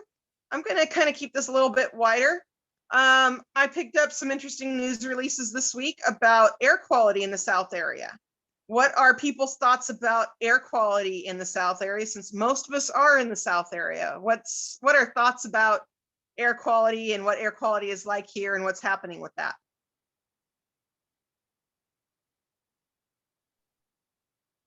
Well, I can speak a little bit on that. If you are so inclined. Well, look, let me show you this map real quick, and I have it prepped up here for you to look at. I won't leave it on too long, but just take a look at it. As you notice, the red balloons that are stationed in the county, these are what they're called. By the way, this source is from the Sacramento Air Quality Management District. These are the stations for the federal regulation air quality monitors. These are very important monitors. These are the ones that follow US EPA rules and regulations. And if somebody breaks those rules and regulations, these are the monitors that tell you we need to do something about it. Enforcement, mitigation, correction, there's all kinds of actions. Notice South Sac. South Sac does not have any federal regulation monitors. The closest one is close to Land Park, and it's really in Midtown. But anywhere south of the 80, all the way down to Elk Grove, you don't have any federal regulation monitors. Now, why is that important? Well, South Sacramento, based on hospital records and state records from the CARB department, the California Air Resources Board, South Sac has the worst air quality in the county. There are other pockets in the county that have bad air quality. And it's because you're surrounded by freeways and you have industrial corridors. That really makes sort of like this gas bubble in the area. Hospital reports are putting out that kind of information that, you know, we need to do something about reducing pollution in the area. There's ways to do it. You got the trees, you've got all these recycling programs. There's lots of ways to reduce pollution. But the most important part to gauge whether we're succeeding in reducing pollution is a federal air quality monitor. So you'll see efforts from the city and the SAC Air Quality District. They're going to put out low-cost monitors to kind of gauge what's going on out there with air quality. They're putting out over 100. And there's other efforts in the county that are going to be focusing on South SAC. The only problem is that those low-cost monitors are helpful as much as a fire alarm is helpful, right? those things are going to give you some data, but there's better equipment out there that could really help mitigate through that. The highest rates of chronic illness in South Sac that's affecting people right now is asthma. That's the number one. Other chronic respiratory diseases like lung cancer, that's another one. So I think it's up to the neighborhoods to demand from their city council and their local representatives that they do the kind of air quality management that that you deserve. And if it's a tough task to take on, well, what is the mitigation? But just ignoring it alone is a big problem.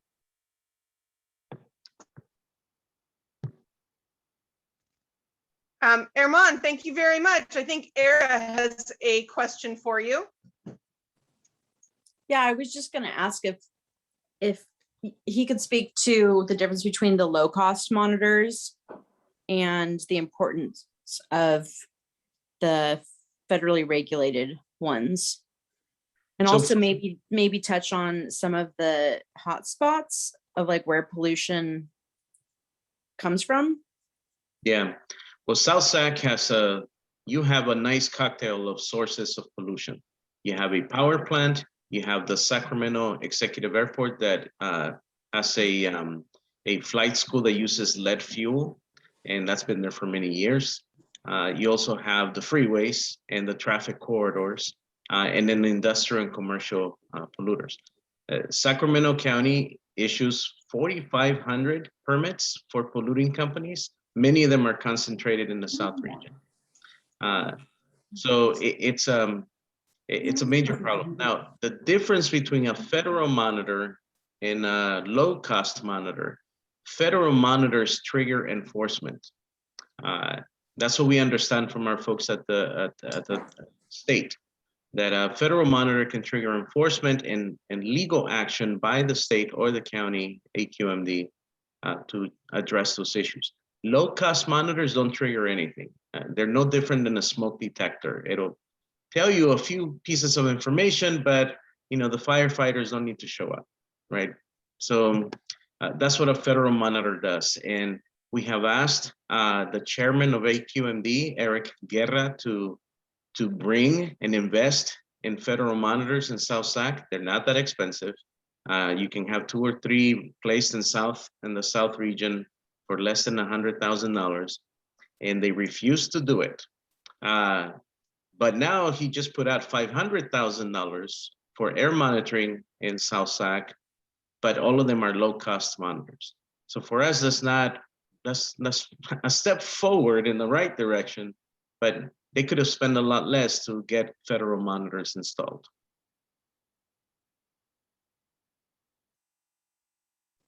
Thanks. And other questions about air quality or other concerns, anything you've noticed? Effie, have you noticed anything about air quality and your organic nursery?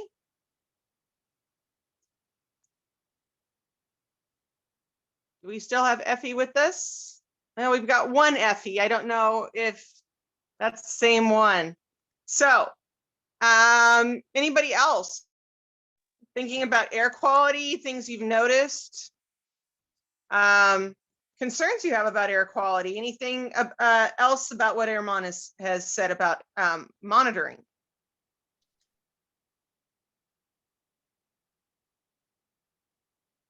Well, I'm always happy to answer questions later. Oh, there's Barry. Yes, please, Barry.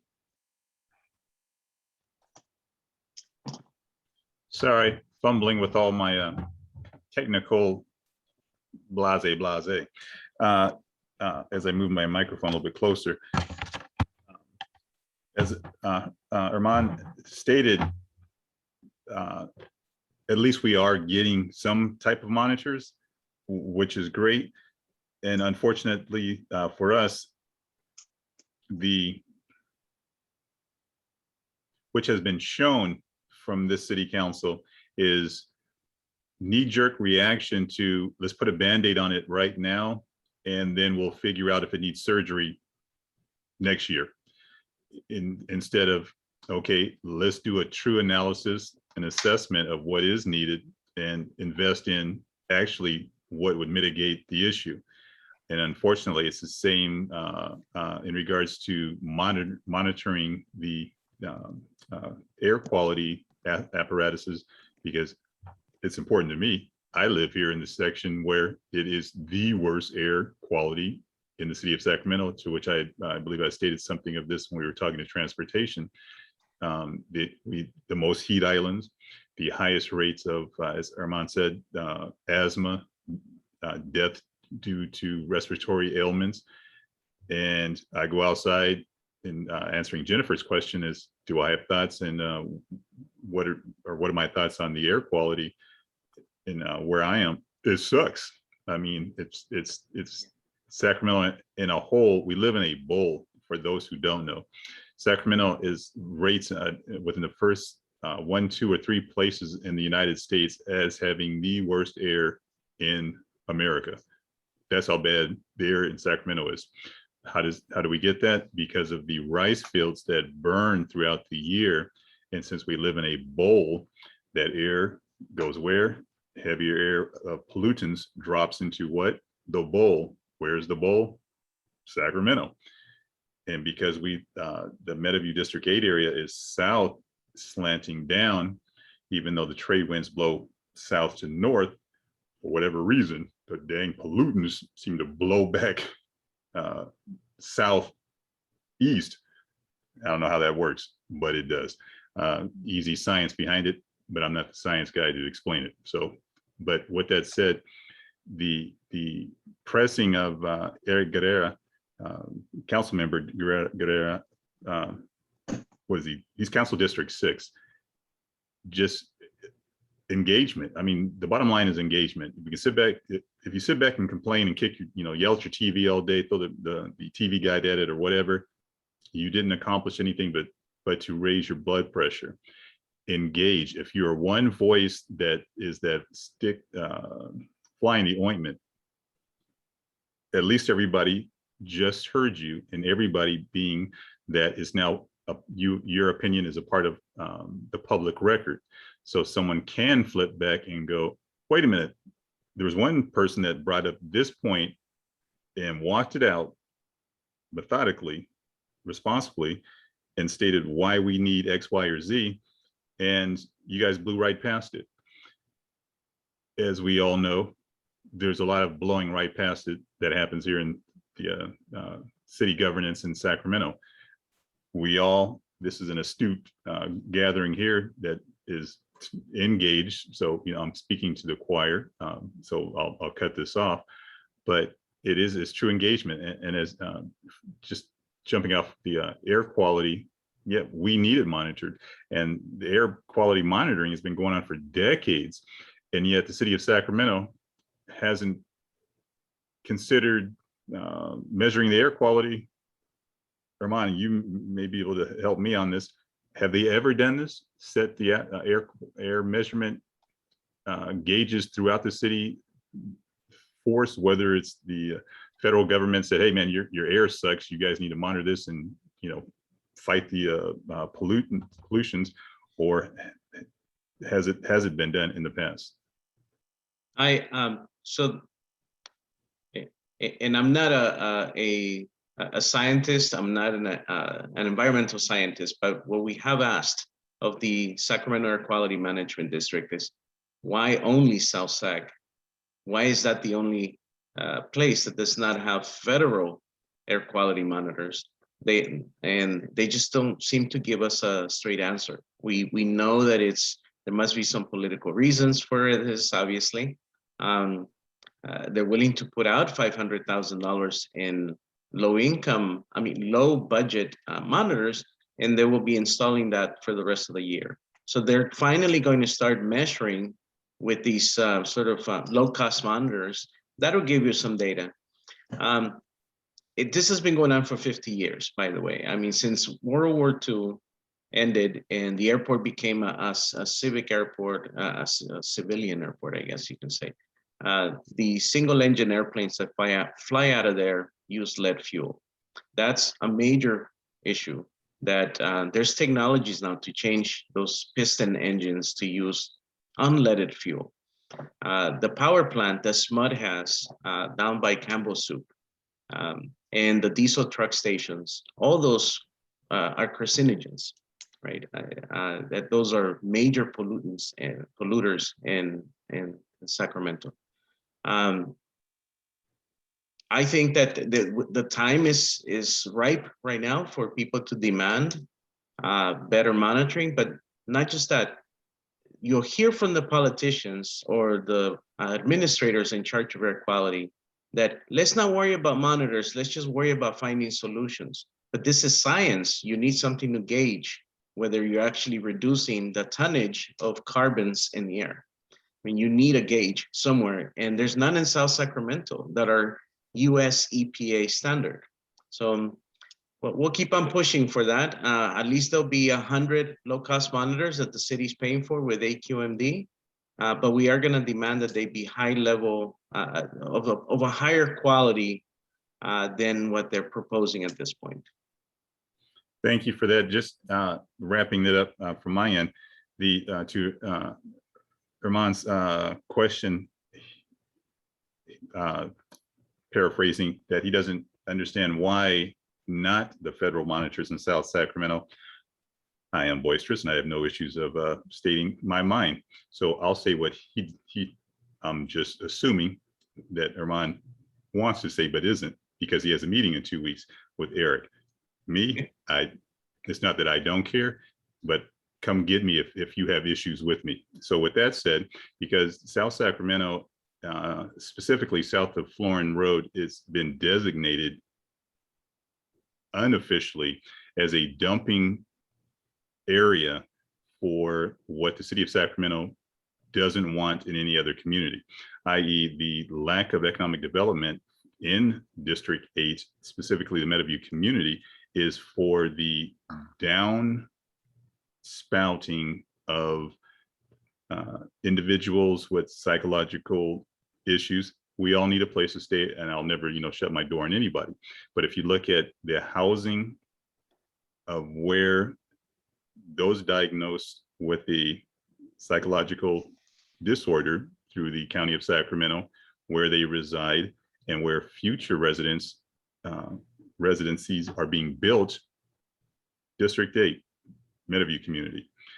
And with that said, the lack of economic development, i.e. general services, your grocery store, a bank, a credit union, a dry cleaners, a gas station. There's one gas station on Meadowview Road. Meadowview, there's over 9,000 residents in Meadowview. There's one gas station on the main thoroughfare. There is one bank in the entirety of District 8 that's to service 62,000 people. On the borders, I mean, literally less than 100 yards on the south and west and east borders of District 8 on Florin Road and Freeport Boulevard, Florin Road and Franklin Boulevard, there are multiple banks and credit unions, i.e. it is set up to walk the monies out of District 8 and put them in District 5 or the county, which is the east end. Circling back, so with that said, with the lack of concentration of economic development or economic interest per the city, its lack of want in the past, and even with the rhetoric of from Mayor Steinberg and city council members of we're going to invest in historically, for those who don't know, that's just a prettying up of not having to say systemically racist socioeconomic oppressors or oppression. That is so every time you hear the historically underserved, substitute that with the reality, systemically, racially, socioeconomically oppressed. So that the economic development that Mayor Steinberg is talking about is the short-term construction jobs of building facilities for the county's psychologically diagnosed individuals to be housed in District 8. It is not for the building of a service services needed, such as a grocery store, economic development, such as a financial institution, bank, i.e. credit union, a second gas station, so forth. Understand, and Jennifer is almost an expert at this in regards to the housing element, the land use. If you look at District 8, it's filling in the infill in District 8, more so specifically Meadowview community and its close surrounding. Here in District 2, because we are the most unserved areas historically throughout Sacramento's history. And if those who aren't sure where District 2 is, that's Del Paso Heights. So yes, there's a lot of available land to build. Is because we've purposely have been left out of the economic development as the rest of the city of Sacramento, period. So to the point of air quality not being monitored, because if the air was monitored decades ago, something would have to be done. I'm not saying it would have been done, but something would have had to have been done, because it's now officially noted that why is the air so horrendous down here in South Sacramento versus bad air throughout Sacramento, but it's even worse specifically down here in South Sacramento. Oh, wait a minute, where's your tree canopy? Oh, well, wait a minute, where is your? Once you turn the lights on and expose what there isn't, then you're forced by the majority of folks saying, well, what's going on? Why is that issue? We need to correct that. Then the issue would have to be corrected. If the issue is corrected, now all of that is being forced, placed in District 8 would then have to be disseminated throughout the city of Sacramento, which it should be, so everybody's on an equal plane. So there isn't one greater responsibility for one specific district over another. Everybody work together, no problem. Yet the mayor's district, District 7, Greenhaven Pocket, you start to look for anything over there that would help out the need of Sacramento, and you better pull out your microscope, because you'll be hard pressed to find something over in Rick Jennings, council member District 7, Rick Jennings district, and Mayor Steinberg's community and neighborhood. It's simply I'll wrap it up, the smile in your face, pretty words, we're here for you, we're gonna, is coming, we're doing all we can. You can go to city council meetings for the last year and actually hear Mayor Steinberg state the historically underserved, we hear you, what we're going to do. And yet when there's an opportunity for true economic development in the city of Sacramento, District 8 is never asked or considered to be the landing spot for that economic development. And for those who may not be sure or just don't know, the BS that is told to a developer as the surface is that, well, there's not enough discretionary monies in, I'm picking on Meadowview because here is where I live, say in Meadowview for economic development.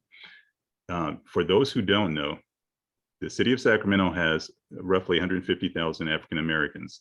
We are the 5th highest concentrated city of African Americans for the state of California.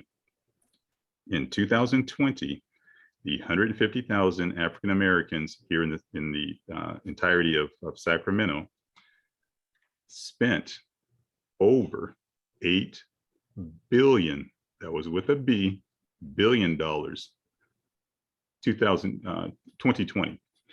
And so again, I think we're 3 to 5% of the populace for the entirety of Sacramento, and we spent $8 billion.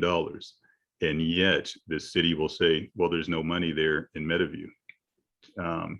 African Americans, we make up the 3rd largest group, majority group in District 8. Asians make up the second largest group, about 0.5% more than African Americans, and Latinos make up the #1 group in District 8, about 10-12% more, maybe 15% more than African Americans. So with that said, take the $8 billion collectively from African Americans and then add on what Asian Americans and Latino Americans have spent in Sacramento, and then try to base your argument on those minority groups or groups of color don't have discretionary funds to support any business. It's all BS. So in conclusion, I know I've said it 10 minutes ago, but in conclusion, once you shine the light on the ills of a certain area, then you're forced by the powers of the collective, the entirety of the city, saying everyone should have equally what everyone else has. But if you were to do that, then those other communities would then have to embrace those issues would have been placed in specific communities of lower income or specifically higher concentrations of communities of people of color. Thank you for letting me yammer on. Well, very a fabulous exposition and something for all of us to bear in mind, because yeah, I was grinning because Herman was really enjoying what you had to say, just to let you know.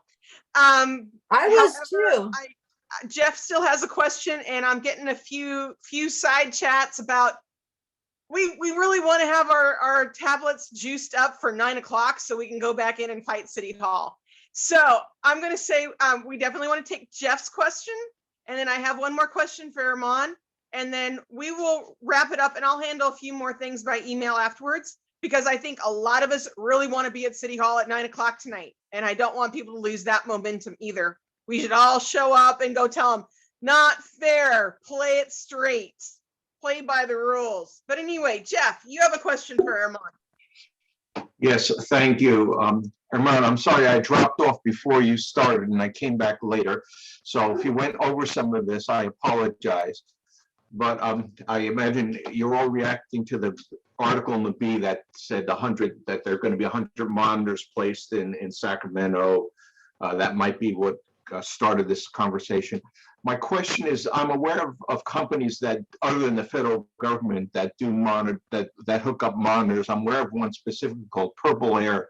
Do you have any information on that?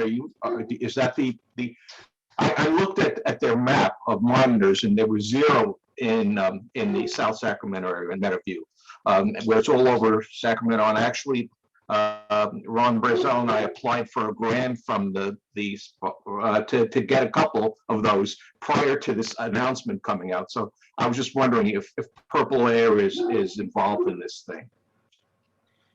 So Purple Air is considered a low-cost monitor. Yes. I don't know if they're the vendor involved with Eric Guerra's initiative. But what I can tell you is that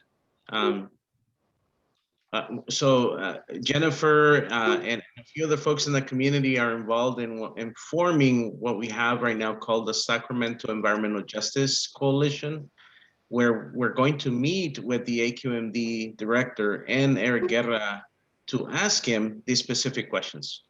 Who's your vendor? What kind of monitor are you purchasing? We have purchased monitors that can take lab samples from the air to take to a lab for analysis. And we're working with a group called United Latinos, and they're gonna do lab analysis around South Sac. That's the kind of caliber that we want the city to purchase, because that'll really give us a forensic analysis of what people are breathing. And not only that, it gives you a signature. Oh, this chemical comes from this specific kind of polluter. They're not going to do that. I'll tell you that right now. They're probably going to go with something cheaper.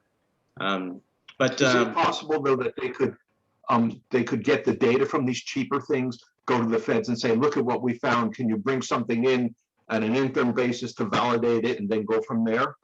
It's possible that they can do that because the the purple air monitors will say, well, there's so much parts per million on what's called particulate matter 2.5. That's the killer. Particulate matter 2.5 is the microscopic stuff that gets into your entire system and gives you cancer and all that stuff. Now, the problem with that is that we already know this PM 2.5 in South Sac. What we need to know is the forensic analysis of the PM 2.5. What are the ingredients? In fact, the scientific term is called compounds. What are the compounds that make up PM 2.5? Because the compounds, once you have that analysis, you actually know where the sources are. So for example, if a lab sample comes back and says the PM 2.5 near Mangan Neighborhood Association has heavy metals, lead, etc., we know that that may be related to something producing lead in the area. If it's anything near the diesel trucks, there's a lot of carcinogens that come out of diesel fumes when they're idling there in that part of the town. So it'll give you the signature. So that's really what the city should ask for from the beginning. What are the compounds that PM 2.5 are made of? Because that really will address a lot of issues. But they could gradually start with the cheap monitors and then scale up. But $500,000 is a waste of money. United Latinos spend $25,000 buying the lab sampling monitors, and they can do a lot in this town. So we're looking forward to see their results in a period of 2 years. There is another initiative that we're part of with the Department of Public Health. Now this one is interesting because the Department of Justice has awarded a $2 million grant to the Public Health Department to do car emissions or vehicle emissions studies in low-income areas. That could really have a significant impact on policy issues in South Sac. And the person that has championed that is Dr. Olivia Kasiri. So we put together the Sacramento EJ Coalition around that. We have partners from Catholic churches, Protestant organizations, etc., and neighborhood associations, nonprofits, to support the Department of Justice money, the grant, because that one actually could have a much more meaningful impact after a 2-year study. What the city and AQMD is doing, we really don't know how or why, but we are going to engage with them. And Barry, I would love for you to join us in these conversations with Eric, Guerra, and Ayala, because I think that it's going to be interesting to see how they frame their project.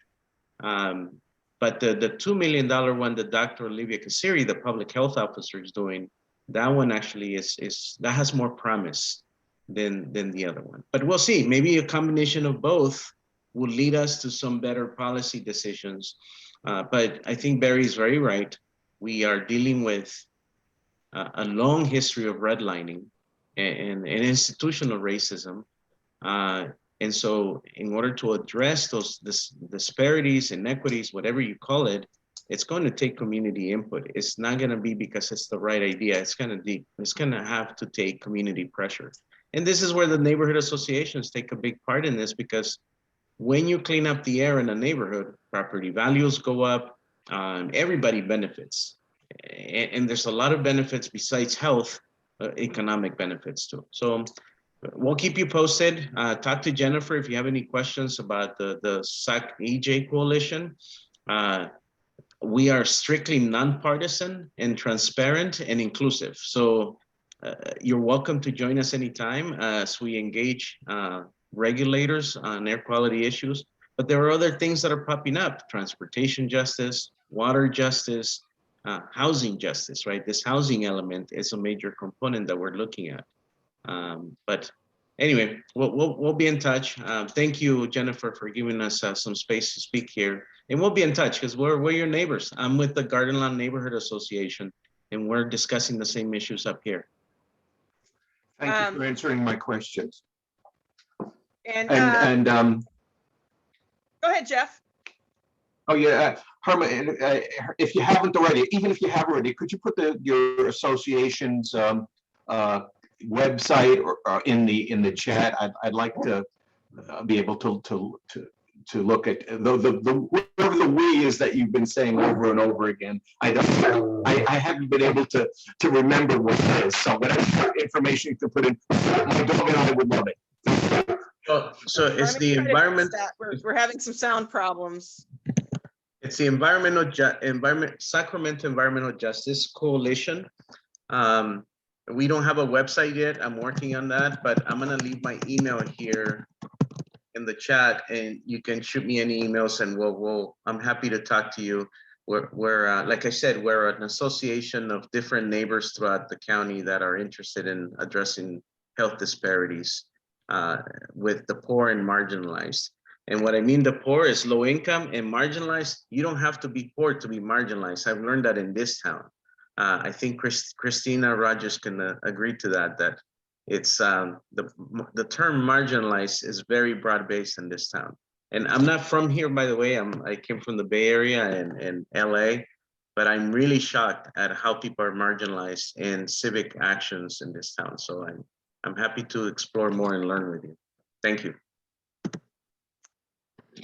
And I have a few closing comments on this subject too, for the Mangan Park people who are still here. I opened up these conversations with Herman a couple of weeks ago because I'm still concerned about the quality of our air after we had so much lead scraped out of our park in our neighbors' yards a couple of years ago. So they cleaned our yards and said, okay, we fixed it, it's over. Well, how do we know it is? We've never known if it's over. Maybe it is and maybe it isn't. So to be approached to be asked, what do you guys think about having some air quality monitoring in your neighborhoods? I was like, oh yes, please, very, very much please. So that is still a question that is out there. So if you are a Mangan Park neighbor, we are looking for people who might be interested to host a monitor, especially if you live closer to the airport, because the park isn't safe enough. Planting Justice hasn't moved in yet, even though they're close enough. So now we're looking for a location that's kind of close to 34th Avenue. That's still, not far away from the airport. If you or anybody who's interested, we're interested in talking to them, because I'd host it, but I'm up here by Fruit Ridge. We wouldn't find out about what's happening from the airport. Monitoring in my backyard will tell us what's coming at us from Fruit Ridge, which could still be useful, but it's not quite the same question as what happened. Where did all that lead come from? Did it come from the gun range, or did it come from the airport? And if it came from the airport, is it still falling all over us all the time? So that is one reason why I was asking this question tonight. I suspect for all of you who live in other neighborhoods that you might want to consider how one of these monitors might fit into your backyard in some of the different areas, because we're going to need more than just one monitor in Mangan Park for the entire South area. We're going to need some across the South area. So this is just opening up that conversation and letting you know why that is important, and how the heck I got involved in all of this when I'm supposed to be this housing person. But then also, I'll just throw this open tonight. Tomorrow morning at 8 o'clock, Kevin, Lindsay and Matt King are saying something about Chorley right now. So I'm guessing that they are saying maybe Chorley Park could host a monitor. And that's at the southern end of the airport, which could be interesting. So we'll open up that conversation. Thank you, Matt and Lindsay, for offering that as a possibility. Tomorrow morning, I am meeting Kevin Fernandez of the United Latinos Green Team at Mangan Park at 8 o'clock in the morning. So I had originally said I'd invite some Mangan Park neighbors, but if you're not in Mangan Park and you want to be at Mangan Park at 8 o'clock tomorrow morning, we will be there talking more about air monitors, et cetera, in the South area, because those are the people who have been doing some work with air quality monitors. And so Kevin and I are coming to walk Mangan Park and show them around a little bit. But if you get out of the city council meeting tonight and you still feel spunky at 8 o'clock in the morning, we'll be there. So those are I'll meet with him tomorrow, and we'll kind of canvass it out together. And then Also, for Mangan Park, I'm kind of working on an idea for October 16th, save the date. I'll get back to you about that more. So that is kind of what I've got for tonight. And it's a gosh darn awful lot. And I think we did some pretty amazing work and had some fabulous conversations.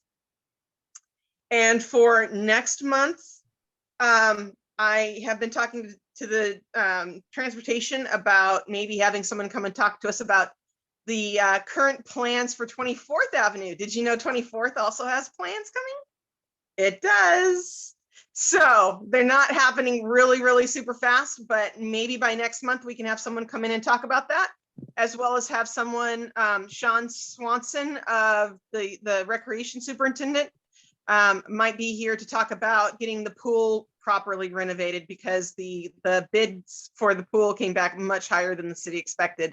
So it's being postponed, but they're still trying to make it happen. So that's what I've kind of got going for next month. If anybody has any other suggestions for topics for next month that you find pressing, please let me know. I'm always got my ears open for things that we should be discussing and having experts come in and talk to us about. So any last thoughts for the good of the order? Thank you. Thank you. And thank you, everybody. I'll be in touch. Have a fabulous month, and I look forward to speaking with you all soon. Good night.